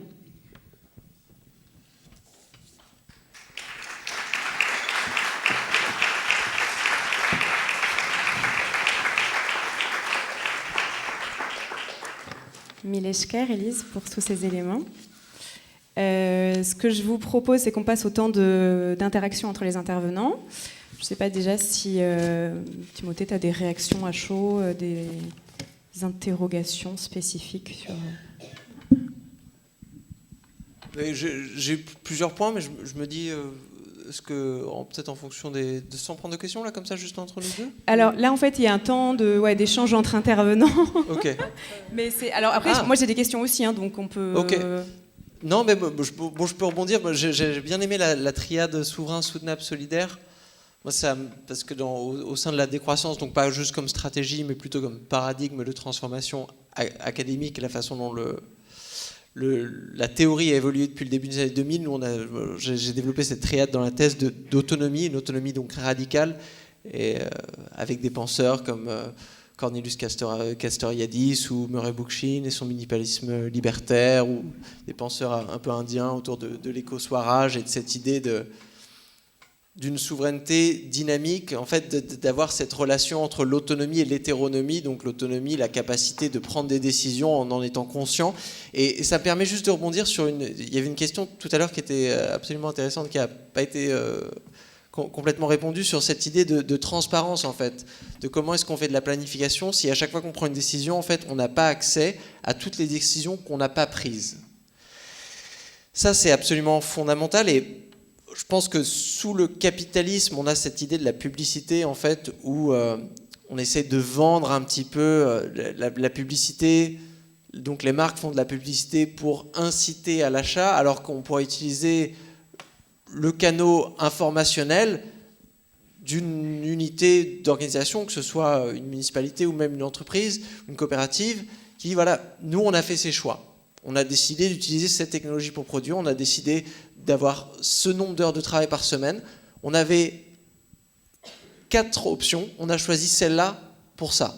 Et ça, c'est ultra important parce que si on fait des erreurs, on en fait tout le temps, au moins on peut revenir et se dire, bah, tiens, on va faire quelque chose d'autre. Moi, ça me rappelle un meeting ultra gênant que j'avais eu avec Air France, donc les responsables d'Air France, et ils voulaient parler un petit peu de décarbonation, donc soit.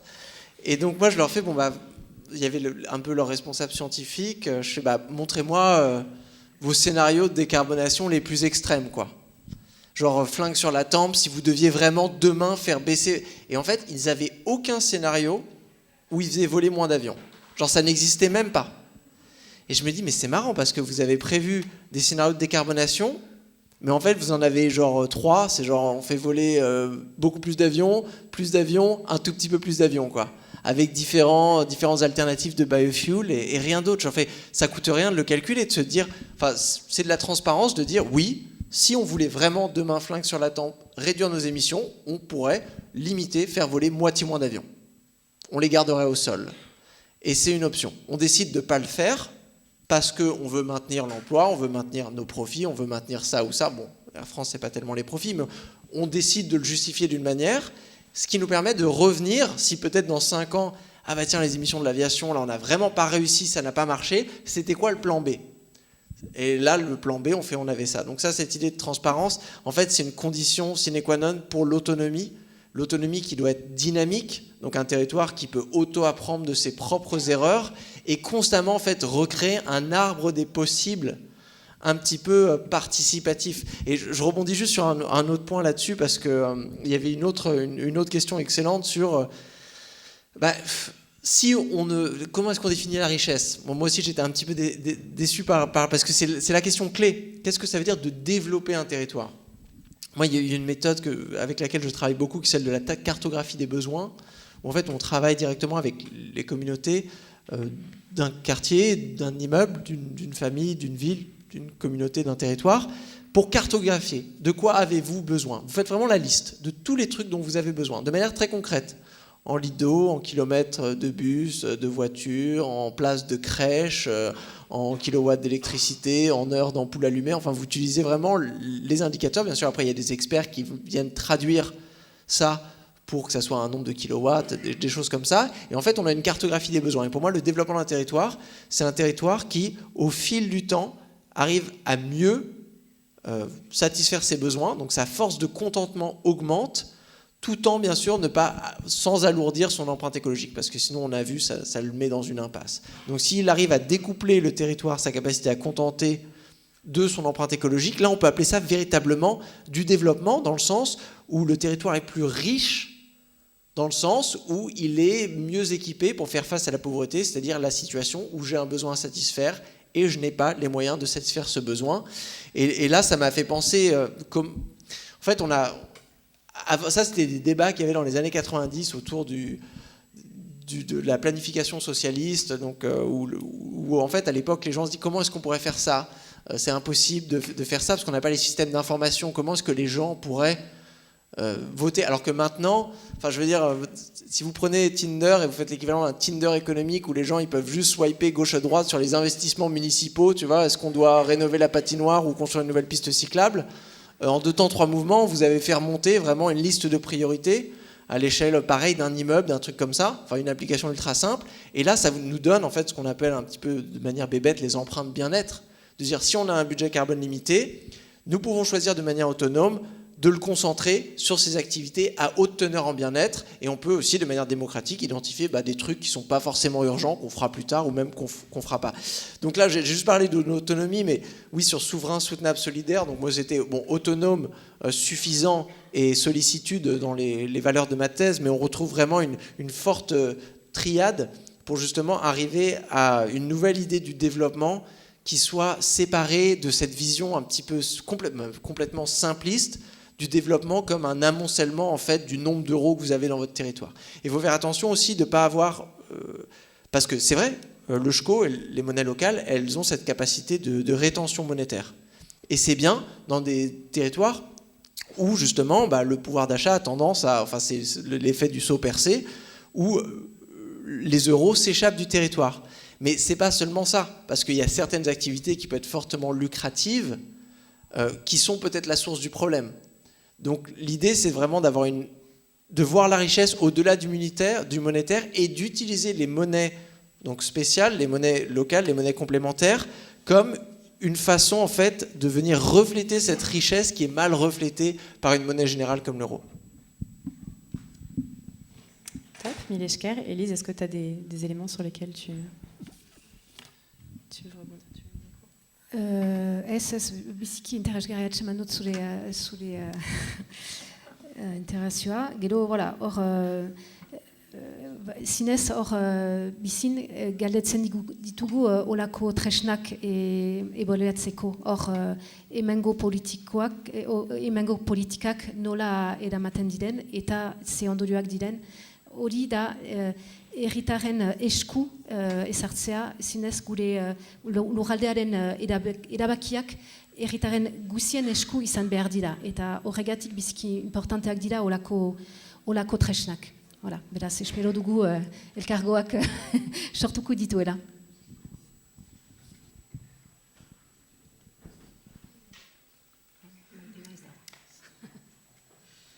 Mille Esker pour ce retour. Timothée, tu parlais aussi tout à l'heure de monnaie un petit peu dans le sens de monnaie énergétique, de monnaie à valeur fondante, des choses comme ça.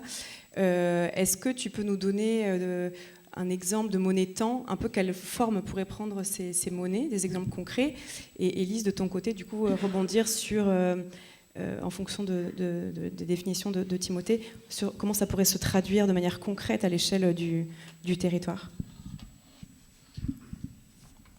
Alors je peux donner quelques exemples de ce qu'on appelle des monnaies énergétiques. Donc imaginons, vous êtes sur un territoire, vous voulez construire une infrastructure, allez, on va dire une ferme solaire ou une éolienne. C'est un territoire désenclavé, vous n'avez pas le soutien de la municipalité, vous ne pouvez pas avoir un investissement public, c'est vraiment nous, ici, juste les personnes dans cette salle, on doit financer une éolienne.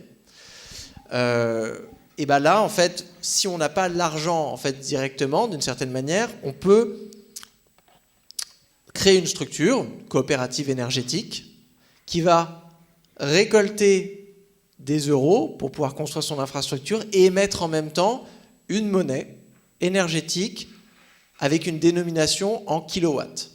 Cette monnaie énergétique, sa valeur, elle représente les kilowatts que cette éolienne pourra fournir dans le futur. Donc on voit que c'est un petit peu un phénomène d'investissement, on vient mobiliser des euros aujourd'hui, et on aura un retour sur kilowatts dans le futur. Sauf que bien sûr, avec l'aspect d'une monnaie, on a le multiplicateur. C'est-à-dire que si cette monnaie, donc dénominée en kilowatts, elle va circuler pour acheter d'autres choses qui ne sont pas de l'énergie, eh ben, elle peut fluidifier donc, l'activité. Donc là, c'est un exemple. Et après, l'investissement initial se rembourse sur ce très long terme où en fait, on est remboursé avec les kilowatts que l'on aurait achetés de toute manière avec des euros. Donc là, on comprend vraiment quelque chose, moi, qui m'émerveille toujours après 15 ans d'économie. C'est en fait l'investissement, c'est pas juste je prends de l'argent, je le mets là et ensuite je retire. L'investissement, c'est juste la mobilisation de ressources concrètement existantes aujourd'hui pour créer des ressources qui n'existent pas encore. Et c'est pour ça que je pense qu'on parle beaucoup d'investissement. Mais oui, où est-ce qu'on va trouver l'argent ?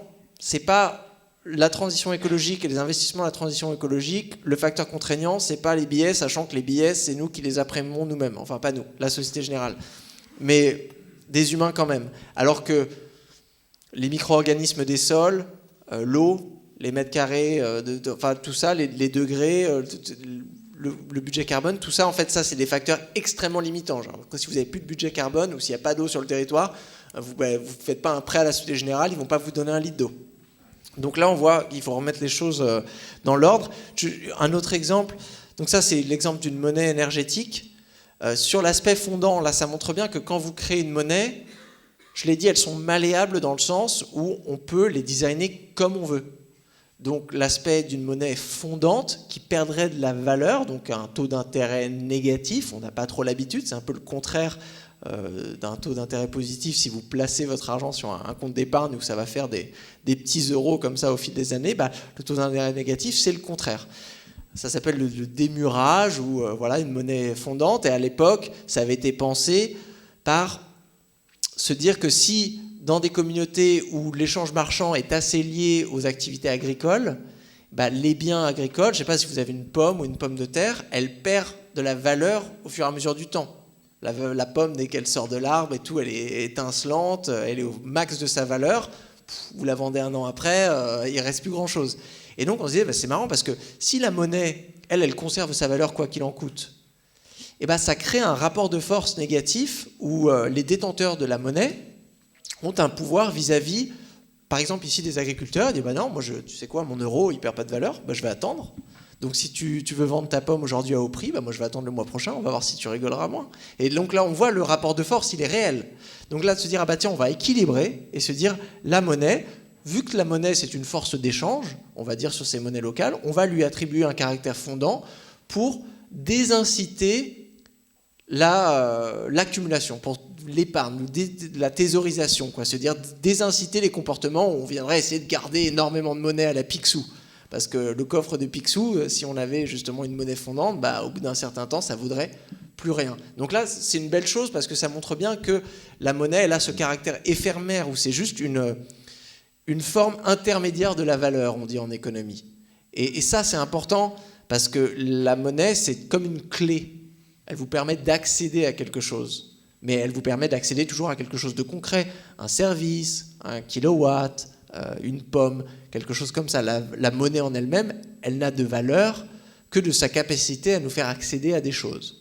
Et donc si, dans la manière dont on veut partager l'accès à des ressources, surtout des ressources limitées, la thésaurisation, c'est-à-dire l'accumulation de monnaie dans des poches, donc les inégalités en gros deviennent un frein à l'accès parce que des personnes se retrouvent à surconsommer des mètres carrés et donc des mètres carrés ne sont plus disponibles pour d'autres personnes, donc ça nous crée un problème de pauvreté. Là on se dit c'est bizarre, c'est juste là un design monétaire qui va à l'encontre du développement du territoire parce que ça vient justement générer de la pauvreté. Donc là dans ce sens-là on devrait dans un esprit d'autonomie institutionnelle se dire tiens, est-ce qu'on ne viendrait pas changer un petit peu cette règle au niveau de la monnaie, et là c'est important aussi, à la monnaie locale, derrière chaque monnaie locale, il y a une association, et donc c'est comme un mini-gouvernement qui va faire des politiques monétaires comme la Banque Centrale Européenne.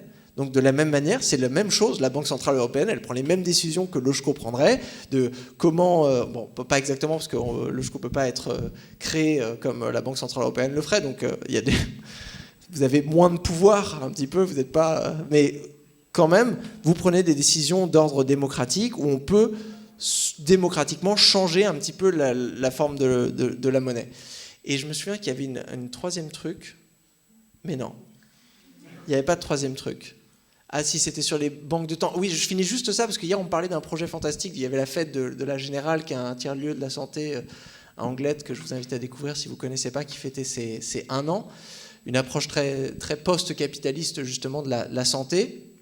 Et là, on discutait de cette idée du fait qu'on a plein d'initiatives qui ont du mal à trouver des bâtiments pour se rencontrer, pour faire des activités, des ateliers.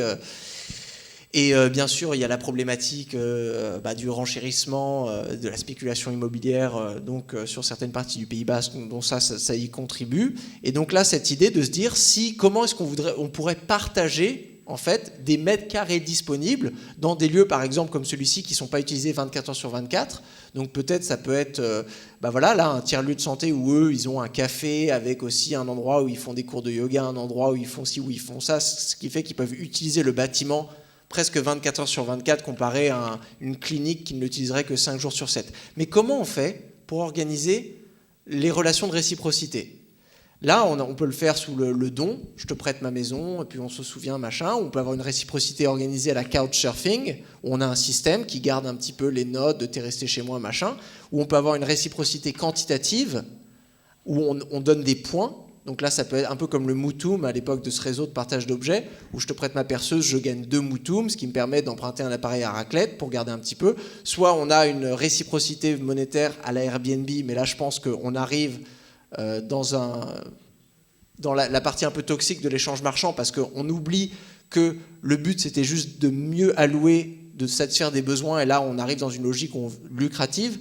Donc, se dire, est-ce que les monnaies locales, elles ne peuvent pas justement nous permettre d'avoir l'efficacité d'une allocation quantitative, où on arrive quand même à se dire, bah, très bien, toi t'empruntes mon bâtiment quelques heures par semaine, on arrive à quantifier en termes de réciprocité combien ça vaut pour te permettre d'avoir accès à quelque chose d'autre, pour que ça soit à peu près juste, sans tomber, en étant à la limite de tomber dans cette logique économiciste, où en fait on switch et on se dit, là, je suis plus dans une logique où j'accueille des gens dans mon appartement quand je suis pas là parce que je me dis que ça peut dépanner et satisfaire des besoins, mais plutôt j'ai juste envie de faire de la thune en louant mon appart sur Airbnb.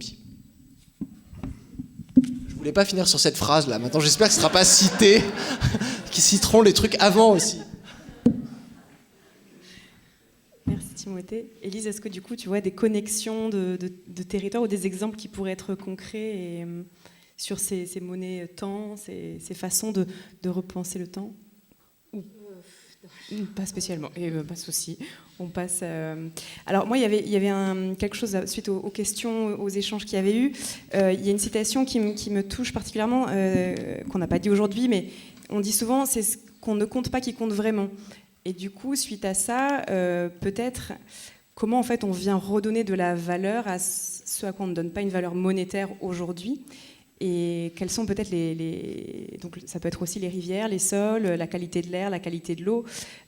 Comment on connecte ça avec l'économie aujourd'hui et comment on connecte ça du coup aussi aux logiques de territoire de manière concrète. Oui, alors là on est sur des questions économiques qui sont un peu loin de mon quotidien, voilà. Mais oui, ce qu'on peut dire, c'est qu'est-ce qui a de la valeur pour nous ici? Qu'est-ce qui a... Bon, pardon, du coup, je parle en français. Qu'est-ce qui a de la valeur pour nous ici? C'est une journée comme aujourd'hui où on va se rencontrer, on va faire la fête, on va bien manger, on va profiter du soleil, on va être dans un cadre, un environnement très très beau, etc. C'est des choses qui n'ont pas de valeur et qui en fait sont ce qui nous fait vivre, voilà. Et en fait, c'est un petit peu ça, sortir de la logique du capitalisme. C'est vraiment se reposer la question, mais c'est quoi qui nous rend heureux? C'est quoi qui nous fait vivre? Est-ce que c'est d'être capable d'avoir assez d'argent pour prendre l'avion, pour aller passer un week-end à New York et ensuite pouvoir envoyer à nos amis sur les réseaux sociaux et en pouvoir se vanter auprès de ses collègues? D'accord, ça rend peut-être heureux certaines personnes, mais est-ce que ces personnes-là, elles ont vraiment pris le temps de réfléchir à qu'est-ce qui était la vraie valeur de la vie? Et voilà. Donc ces questions-là, il faut qu'on se les pose au niveau individuel, bien sûr, au niveau de nos collectifs, de nos lieux de vie, et puis aussi, il faut qu'on arrive à faire voilà, ce que Timothée disait de ces points de bascule, où progressivement, ça va devenir ringard, en fait, de considérer que le bonheur, ça passe par un SUV, des vacances tous les ans à l'autre bout de la planète, une surconsommation en l'iPhone de dernière génération, etc., etc. Que ces choses-là, en soit, elles soient progressivement ringardisées et qu'on se redise que voilà, ce qui nous rend heureux, ce qui nous fait vivre, c'est pouvoir être dans la relation, être serein par rapport à l'avenir pour nos enfants, etc., etc. Ça passe pas par de la monnaie, ça passe par, je sais pas, mais voilà. Mais c'est pour ça que c'est important de créer un peu des dynamiques culturelles qui mettent ça en avant, quoi. Moi, ça me rappelle, avant de faire de l'économie écologique, hétérodoxe, post-capitaliste et tout, je faisais de l'économie normale. C'était moins marrant.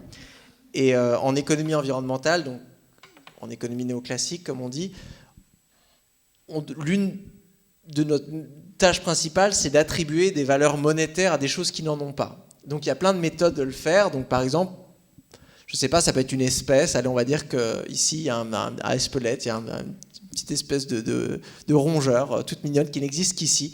Et on ne sait pas quelle valeur ça a, donc on va juste demander aux gens combien vous seriez prêts à payer pour que cette espèce reste en vie. Donc on va faire un petit questionnaire, ensuite on va choisir la moyenne et ça va être le prix de l'existence de ça. Donc ils font ça pour, je sais pas, les ours blancs, pour n'importe quoi en fait, et on fait des questionnaires. Et ça, bien sûr, c'est bon. Ils ont lâché la rampe, hein, les économistes, avec cette technique. Ils se sont mis à mettre des prix partout et à comparer. Le problème, c'est que la valeur monétaire, elle est comparable à toutes les autres choses, ce qui est extrêmement problématique.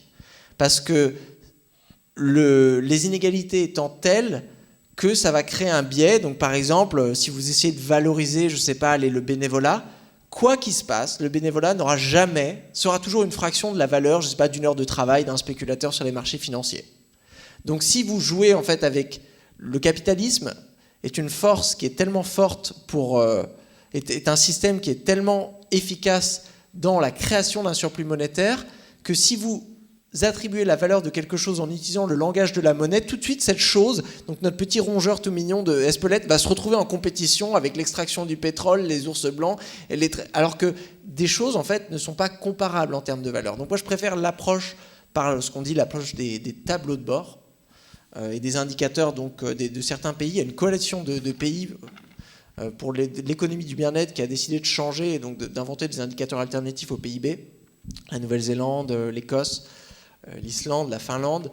Donc la Nouvelle-Zélande, par exemple, ils ont introduit 65 indicateurs de bien-être. Eux, ils appellent ça des budgets bien-être.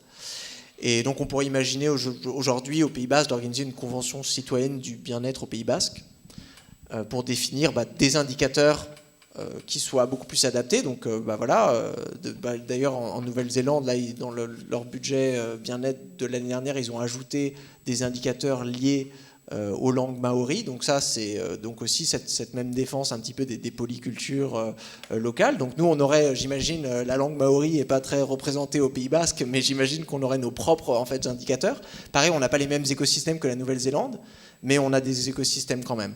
Donc Convention citoyenne du bien-être au Pays Basque, en fait, ça nous donne un peu la cartographie des richesses. Et on voit richesse-besoin, c'est toujours lié, parce que la richesse étant par définition quelque chose qui peut être mobilisé pour satisfaire un besoin. Si quelque chose qui ne pourra jamais être mobilisé pour satisfaire un besoin, donc quelque chose de superflu, de non essentiel, c'est pas forcément une richesse dans le sens économique du terme. Donc ça, c'est important de le faire. Juste un dernier point sur la destruction de la valeur. Parce que la valeur, c'est quelque chose qui émerge, donc qui devient quelque chose qui potentiellement peut satisfaire un besoin. Et cette valeur, elle peut être transférée. Donc aujourd'hui, le pouvoir d'achat, si j'ai 100 € et je te le donne, eh ben c'est une valeur, une force de satisfaction des besoins qui va être transférable à quelqu'un d'autre. Cette valeur, on peut aussi la détruire d'une certaine manière. Mais dans un système social, elle n'est jamais vraiment détruite, même si je brûlais le billet, là, elle partirait du territoire, elle serait repartie à travers la dynamique des prix dans l'échelle générale, mais il y a quand même une mobilisation de la valeur. Et donc, il faut penser aujourd'hui, dans une logique de décroissance, il va falloir détruire de la valeur. C'est-à-dire, exemple type, une entreprise multinationale, Total, décide d'ouvrir un nouveau puits pour extraire du pétrole alors que tous les scientifiques recommandent que justement on doit laisser le pétrole dans le sol. Ce pétrole est vendu, transformé en argent qui revient à Total. Là, le gouvernement devrait pouvoir avoir le droit d'intervenir et de détruire, de mobiliser, de dire non, d'avoir une taxe sur l'intégralité de tous les profits, et même une taxe négative dans le sens où une instance citoyenne va poursuivre Total en justice pour aggravation du changement climatique, donc Total devra payer une amende en plus du profit qui a été mobilisé par le gouvernement.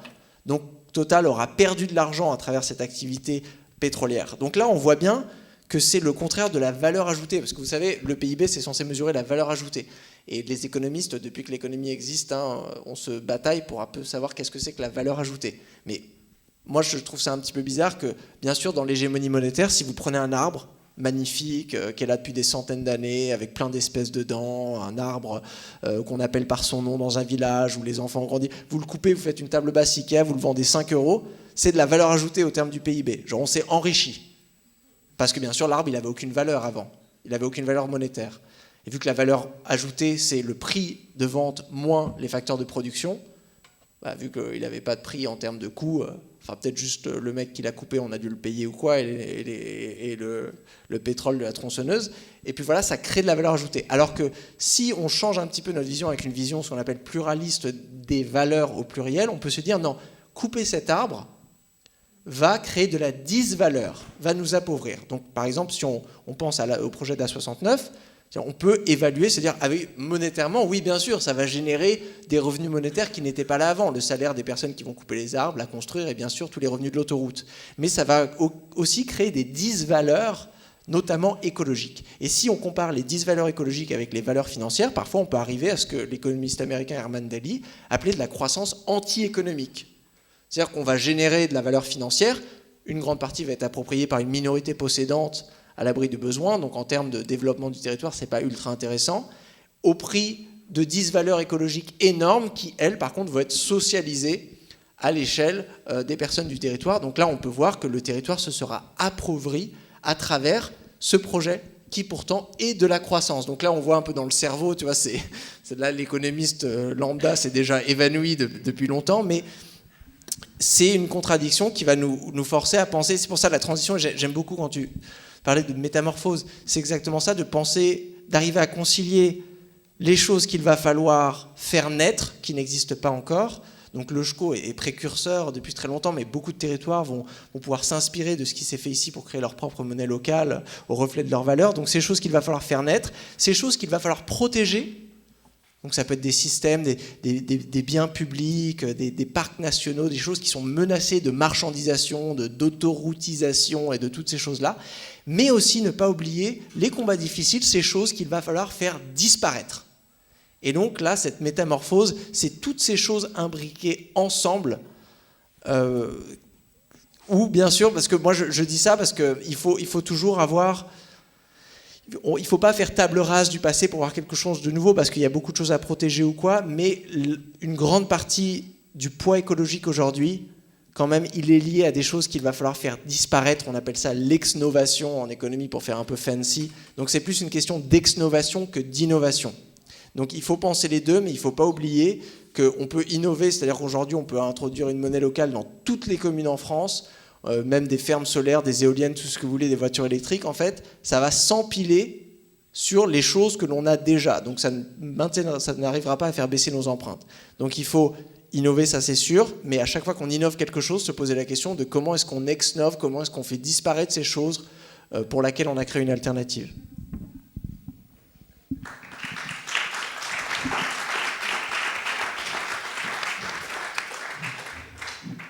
Alors je vous propose qu'on passe au temps de questions du public, donc ça va être à vous de jouer. Ok, tout le monde est motivé. Est-ce qu'il y a quelqu'un qui peut faire passer le micro? Il y a une... Rachel Léon, merci beaucoup.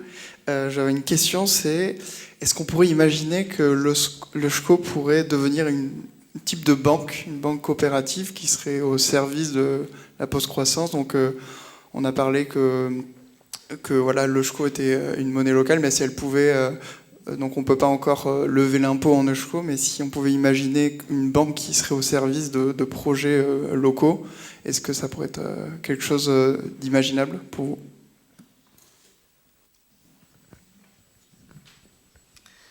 Alors, il y a des grands spécialistes dans la salle de l'OSCO. Juste, moi, je vais apporter une petite chose. C'est déjà le cas. Parce que l'OSCO, en fait, quand on devient adhérent à l'OSCO, on choisit une association que l'on souhaite soutenir. Et en fait, il y a un pourcentage de tous les échanges que l'on fait qui va être reversé à l'association. Et ça, alors, ça reste dans le domaine informel, associatif, mais ça, c'est déjà un énorme levier. Et par exemple, pour des écoles qui peuvent, comme ça, avoir des fonds qui vont leur permettre de pouvoir proposer des activités à leurs élèves, etc. etc. Voilà. Après, est-ce qu'on peut aller sur d'autres secteurs? Ça, je vais peut-être laisser des gens plus compétents parler. si Dante il veut en parler. Oui, n'hésitez pas, parce que là, on a tous les experts de l'OJCO, donc ce serait dommage de se priver. Hein. Si quelqu'un veut prendre la parole, allez-y. Hein.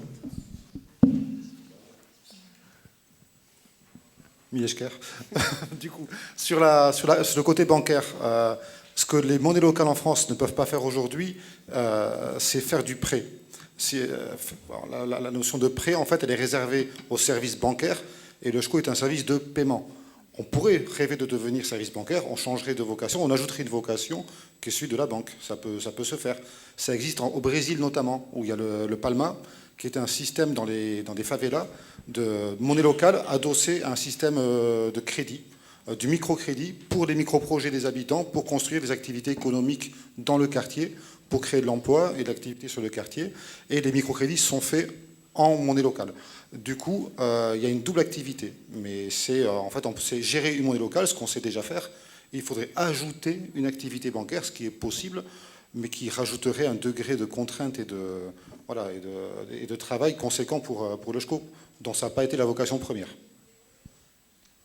Et après, une dernière chose, on a réfléchi avec Emen, Olatucop et d'autres partenaires sur un système de barter, qui est un système de crédit interentreprise, qui serait là encore pas convertible avec le JCO monnaie locale, mais un autre système parallèle de barter, d'échange entre entreprises, avec une monnaie JCO barter qui permettrait du coup de développer le crédit pour les entreprises sans toucher à leur trésorerie en euros. Donc voilà, il y a des possibilités. Merci beaucoup. Est-ce qu'il y a d'autres questions? Yes. Merci.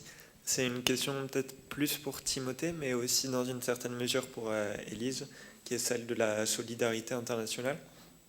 Moi, j'ai pas mal travaillé du coup dans le système international autour des accords de Paris et les besoins d'aide, que ce soit pour les pertes et dommages climatiques, que ce soit pour l'adaptation climatique ou l'atténuation, sont énormes.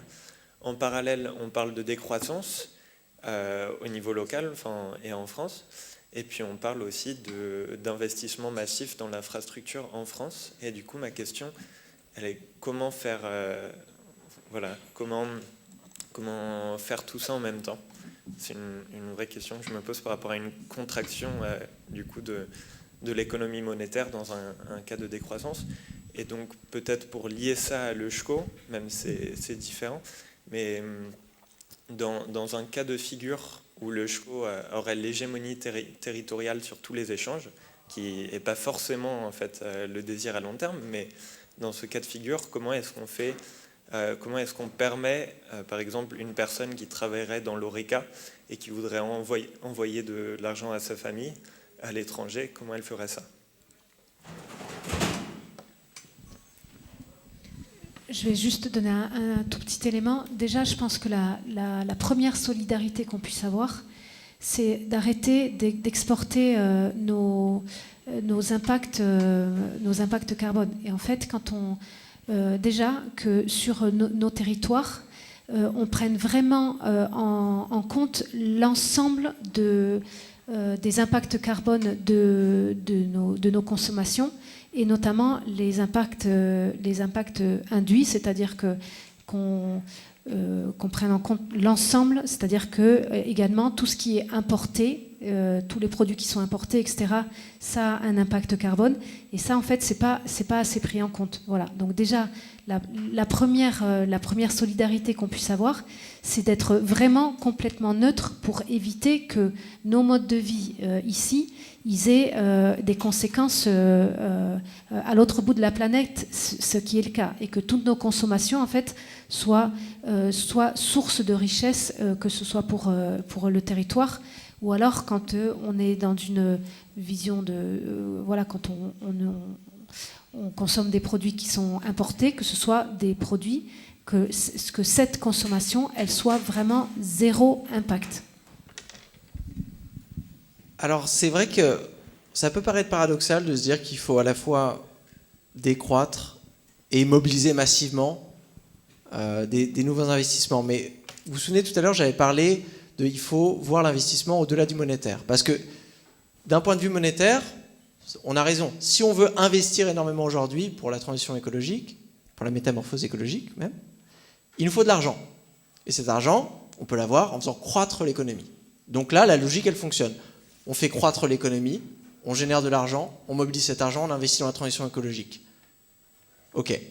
Mais sauf que cette forme de pensée économiciste, elle est écologiquement fausse. Pourquoi ? Parce que, je vais reformuler là, par exemple, on va construire énormément de SUV qu'on va vendre, ça va créer de la valeur ajoutée, de la croissance. Et ensuite, on va utiliser les revenus de ces SUV pour construire énormément de pistes cyclables et de vélos électriques. Mais là, n'importe quel économiste écologique, il va vous dire, mais attends, comment on fait pour avoir les matériaux à la fois pour construire des 4x4 et à la fois pour construire des vélos ? Est-ce qu'il ne va pas y avoir un conflit d'usage aussi ?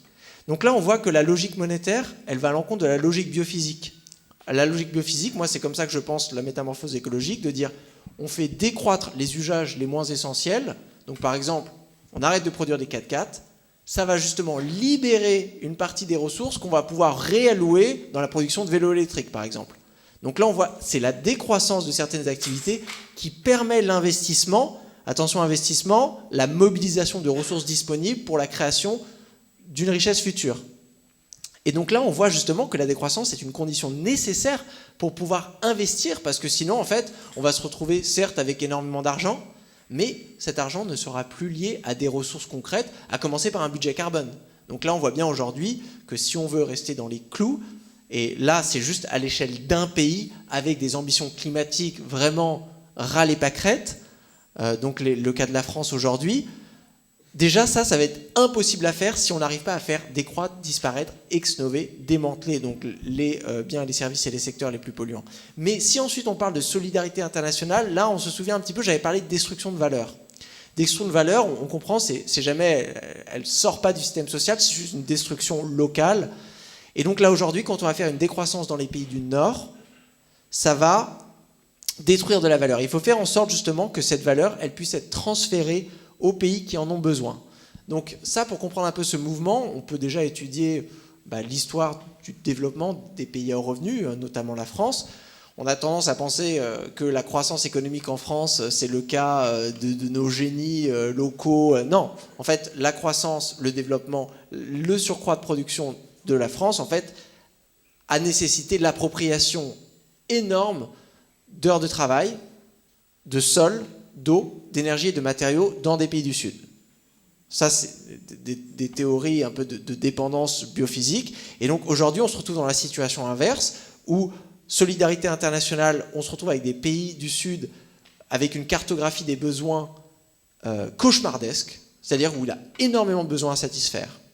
Donc eux, leur transition, ils vont avoir besoin d'une croissance véritablement concrète. C'est-à-dire qu'il va falloir construire des trucs, beaucoup plus de trucs, pour pouvoir avoir l'infrastructure disponible pour satisfaire des besoins. Mais encore une fois, impossible de construire ces trucs s'il n'y a pas d'énergie, de matériaux et d'espace climatique. Surtout si les pays du Nord continuent à surmobiliser en fait, ces budgets biophysiques limités. Donc là, encore une fois, la décroissance des pays déjà riches, comme la France, qui peuvent se permettre de produire et consommer moins de manière agrégée.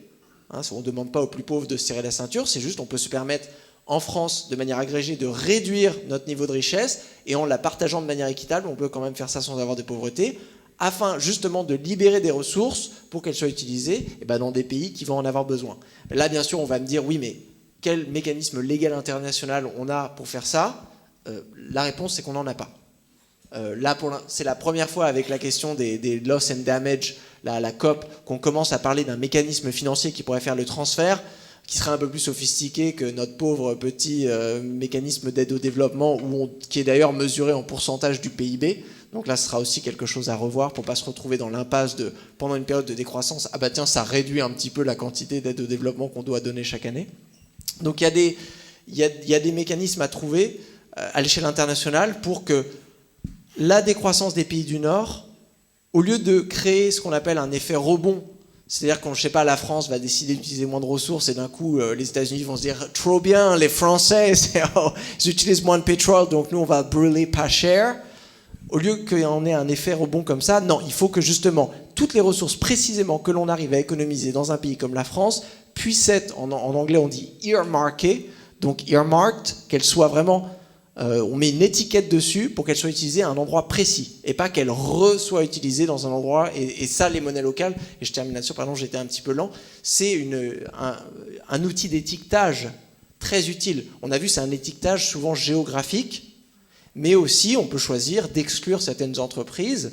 S'il y avait Total qui avait une petite entreprise à Espelette, on lui dirait non, désolé, tu ne peux pas utiliser le SCHO, on ne veut pas que tu sois part de notre réseau. Donc on peut exclure, on peut étiqueter les jeux SCHO. Donc là, pareil, internationalement, il faut qu'on ait un mécanisme, et certains parlent aussi d'une monnaie globale qui serait dénominée en ressources, donc pas les kilowatts de l'exemple on a vu de la monnaie énergétique, mais peut-être en carbone ou en budget matière, pour organiser cette grande réallocation des ressources du nord vers le sud, en évitant les comportements un peu prédateurs de pays déjà développés ou en développement rapide, comme la Chine, qui justement essaieraient d'utiliser ça dans un esprit d'opportunisme pour avoir des ressources moins chères qu'elles ne l'étaient avant, quand les pays riches, tels qu'aujourd'hui, continuaient de les acheter.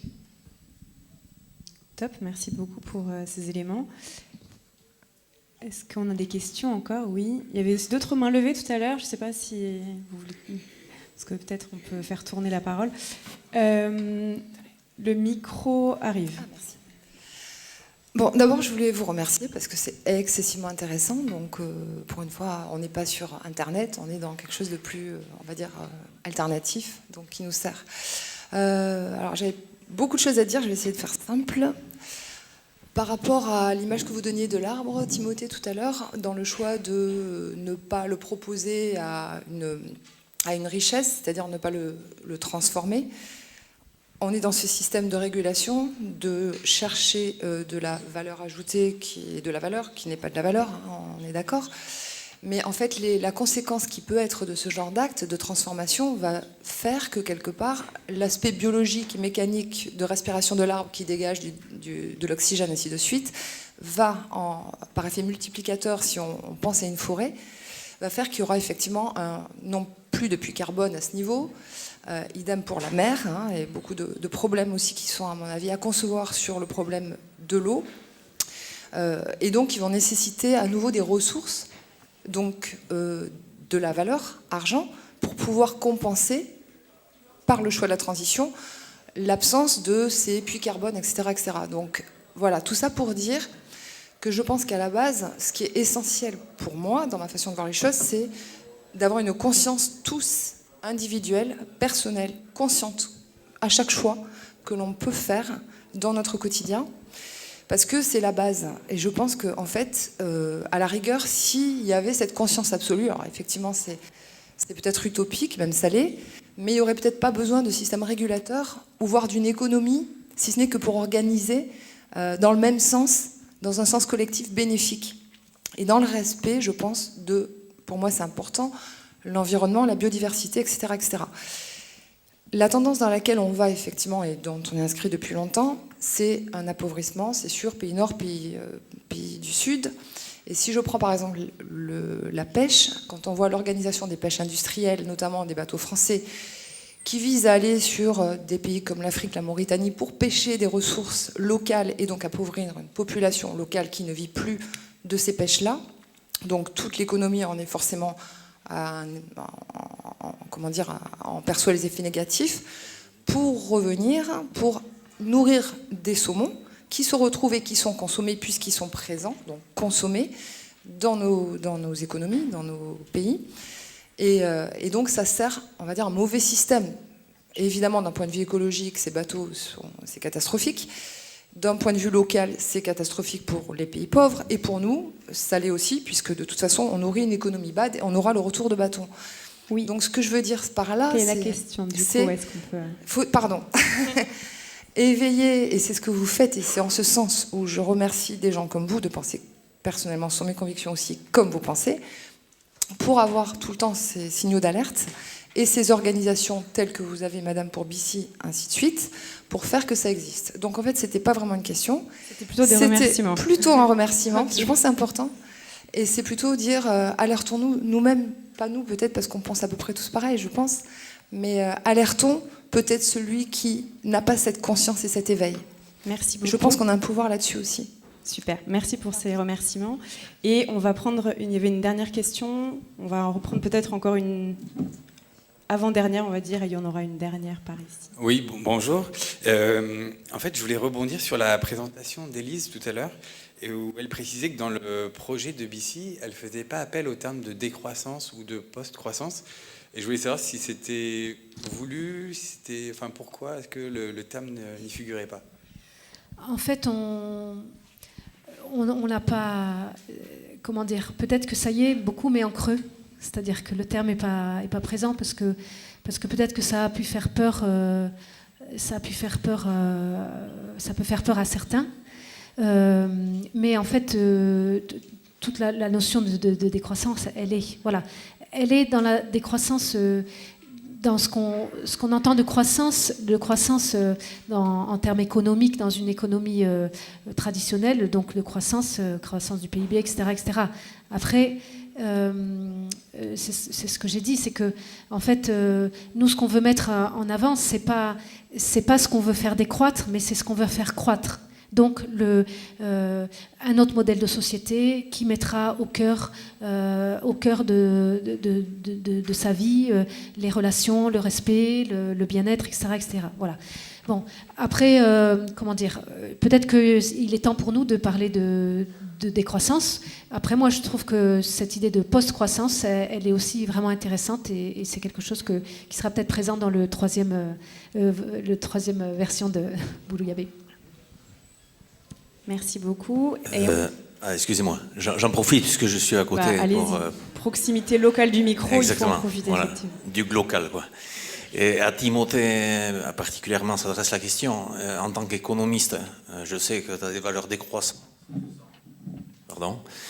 Et est-ce que c'est pas dystopique pour toi aussi, peut-être, de défendre ces valeurs-là, l'économie n'étant pas une science non plus?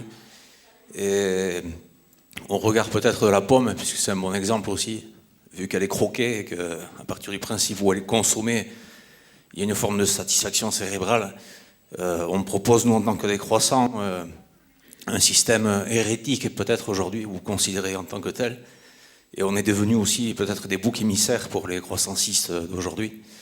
Et donc, voilà, la question, elle s'adresse à toi plus en particulier, en tant qu'économiste. Comment tu perçois l'avenir de la décroissance, justement? Mais moi, c'est marrant parce que c'est vrai que depuis que la décroissance a émergé au début des années 2000, souvent les économistes, ils la balayaient de la main de manière très arrogante, comme seuls les économistes savent le faire, du genre, allez, vas-y, allez étudier l'économie, on en reparle après. Moi, c'était un petit peu un paradoxe parce que bon, j'ai passé toute ma vie à étudier l'économie et donc j'ai écrit la première thèse sur la décroissance qui a été défendue dans un département d'économie. Et donc, ils n'ont pas pu balayer comme ça. Et moi, je me suis rendu compte, j'avais un petit peu peur au début, parce que oui, moi j'arrive avec un mode de pensée qui n'est pas le mien, qui existe déjà, mais je le défends dans un monde économique où c'est extrêmement subversif. Et donc je me suis dit, je vais faire tirer dessus. Et en fait, je me suis rendu compte que le côté croissanciste avait vraiment un argumentaire pourri. Donc les idées qui ont été développées autour de la décroissance depuis les années 2000 et même avant avec la naissance de l'écologie politique, en fait, elles sont valides. Elles non seulement valides, mais elles sont extrêmement riches. C'est un cadre de pensée extrêmement riche comparé à celui des sciences économiques aujourd'hui et surtout de l'économie néoclassique. Parce que bon, les sciences économiques, quand même, enfin bon, je maintiens... L'économie, c'est juste une science sociale, quoi, comme les sociologues, les anthropologues, les psychologues. Enfin, même nous, on est des sous-sociologues parce qu'on ne regarde qu'une partie des relations humaines. Mais elle s'est pas mal diversifiée avec l'émergence de l'économie féministe, de l'économie écologique, la résurgence de l'économie marxienne. Donc il y a quand même un petit peu de richesse, même si 90% de tout ce qu'on entend en économie, malheureusement à la télé, aux infos, c'est de l'économie néoclassique, très simpliste, genre le Windows 95 de l'économie, alors que depuis, on a quand même beaucoup mieux. Donc moi, j'ai été surpris quand même de me dire... Waouh, en fait, en débat contre eux, on gagne. Genre vraiment, on a des meilleures idées, elles sont plus à même de nous faire comprendre le problème, elles sont plus à même de nous faire entrevoir plus de solutions et des solutions plus efficaces. Donc ça, et je pense que les gens commencent à le voir. C'est-à-dire que au début, on avait un petit peu peur. Je pense qu'on se faisait enfumer par les économistes et leurs équations et leurs concepts, machin, parce qu'ils venaient à la télé en costume de dire non, mais il faut maintenir 2% d'inflation, je sais pas quoi, on comprenait pas. Les gens, ils s'emparent de plus en plus de ces sujets, ils se rendent compte que, en fait, c'est un peu du bullshit, quoi. Et c'est vrai, une grande partie des sciences économiques, c'est du bullshit. Il n'y a pas besoin d'avoir 2 doctorats. C'est des trucs qu'on peut discuter de matière citoyenne, Bon, c'est compliqué, mais la vie sociale est compliquée. Les politologues, les sociologues, les anthropologues, c'est la même compliquée, mais il n'y a rien de plus compliqué sur l'économie. D'ailleurs, c'est plus facile à comprendre, vu que c'est des choses beaucoup plus spécifiques que, je ne sais pas, l'organisation politique. Ou, je ne sais pas, quand les psychologues étudient le bonheur, je suis désolé, c'est beaucoup plus compliqué à comprendre que l'inflation. Donc là, il faut remettre les choses à leur place. Donc moi, je suis assez optimiste du côté épistémologique, c'est-à-dire je pense qu'on a une victoire du côté des idées qui se reflète scientifiquement. Aujourd'hui, il y a une littérature de pointe sur la décroissance, il y a des petites batailles entre chercheurs, et donc nous, par exemple, là, sur l'histoire de la croissance verte, les décroissants ont gagné. Genre maintenant, clairement, cet argument, scientifiquement, on l'a gagné. Politiquement, il y a encore des choses à faire, mais c'est paradoxal parce que même si scientifiquement, on gagne la bataille des idées, dans la vie réelle, on n'a pas l'impression. Avec la montée de mouvements d'extrême droite, avec justement les attaques. Et c'est ça qui est paradoxal. L'extrême droite, aujourd'hui, attaque l'idée même du développement durable, par exemple le Green Deal européen, en le qualifiant de décroissant. Alors que nous, on a passé des décennies, les décroissants, justement, à critiquer les politiques de développement durable pour dire qu'elles n'étaient pas assez radicales. Donc là, il y a un renversement complet, où même, c'est même plus, les gens ils disent la décroissance c'est trop radical, c'est l'écologie c'est trop radical. Et donc là, j'ai un petit peu peur que, même si nos idées sont assez pointues, on se retrouve dans une situation où oui, malheureusement, on n'a pas réussi à créer cet imaginaire collectif qui arrive à faire consensus et à connecter plein de collectifs différents. Bon, c'est un problème de l'écologie en général, hein, c'est que ça monte doucement, c'est assez récent. Donc là, je pense que ça va être le combat à venir, plutôt un combat d'alliance, maintenant, de se dire... Et c'est qui va demander des compromis. Moi, dans mes travaux, j'ai fait énormément de compromis sur l'aspect conceptuel pour pouvoir discuter avec les écosocialistes, avec les collapsologues, avec l'économie sociale et solidaire, avec l'économie circulaire, pour se dire qu'on n'est peut-être pas en accord sur la totalité des trucs, parce que la décroissance, c'est vrai qu'elle vient avec des contraintes qui sont assez ambitieuses, mais on peut se mettre quand même d'accord sur certains trucs qu'on est complètement contre, sur certains premiers pas de la métamorphose, et après on aura largement le temps, dans une logique d'autonomie dynamique, de toute manière, de discuter, de se remettre en désaccord, il n'y a pas de souci. Mais aujourd'hui, je pense que c'est vraiment le temps des alliances. Top. On a une dernière question. Est-ce qu'il y a d'autres questions après? Je pense qu'on va clôturer gentiment derrière ça. Donc on prend la dernière question. Pas de pitié pour les croissants, comme disait Climax. Ma question, c'est comment on fait maintenant pour agir en tant que citoyen, en tant que membre d'une association ou en tant que personne ayant un projet de développement ou qui va dans le sens en fait, du récit de BC, parce que on a deux leviers. Enfin, il y a un levier, c'est les impôts, mais en fait, j'ai l'impression que la personne a balayé un peu d'un revers de main ce levier qui est super important et qui permettrait justement d'avoir plus d'impact, je trouve. Donc en fait, ma question, c'est comment on fait. Voilà. Moi, je suis membre d'association, je travaille pour une association, je suis habitante du Pays Basque. Comment on fait? Quelle est peut-être la première action concrète à faire aujourd'hui?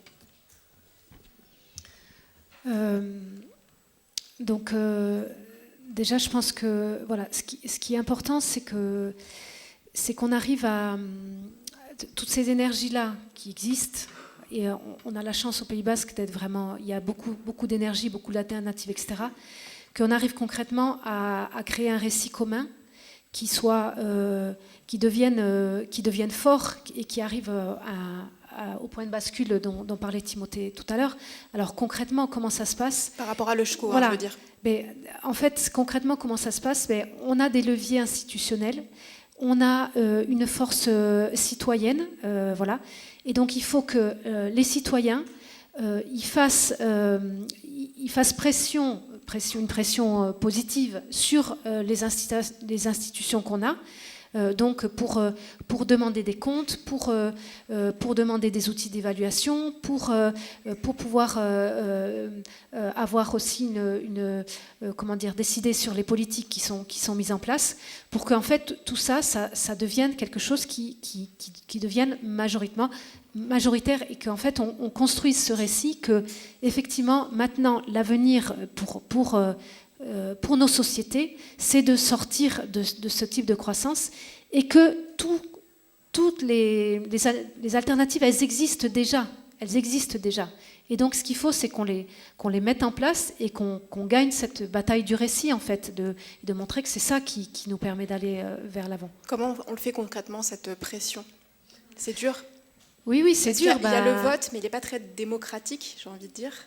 Pas très représentatif aujourd'hui. Donc comment on fait concrètement pour faire pression? Il y a les conventions citoyennes, etc. Mais on voit que... Oui. Alors, voilà, moi, je peux parler de ce qu'on fait à BICI. Donc, nous, nos leviers d'action, ils sont sur les politiques locales, donc sur les élus locaux. Et donc, c'est tout le travail qui est fait à la fois faire des propositions, construites, proposer des formations. Donc, par exemple, là, BICI est en train de proposer un cycle de formation qui sera pour les élus et pour les agents de l'agglo pour se former sur tous les enjeux en fait de la métamorphose écologique.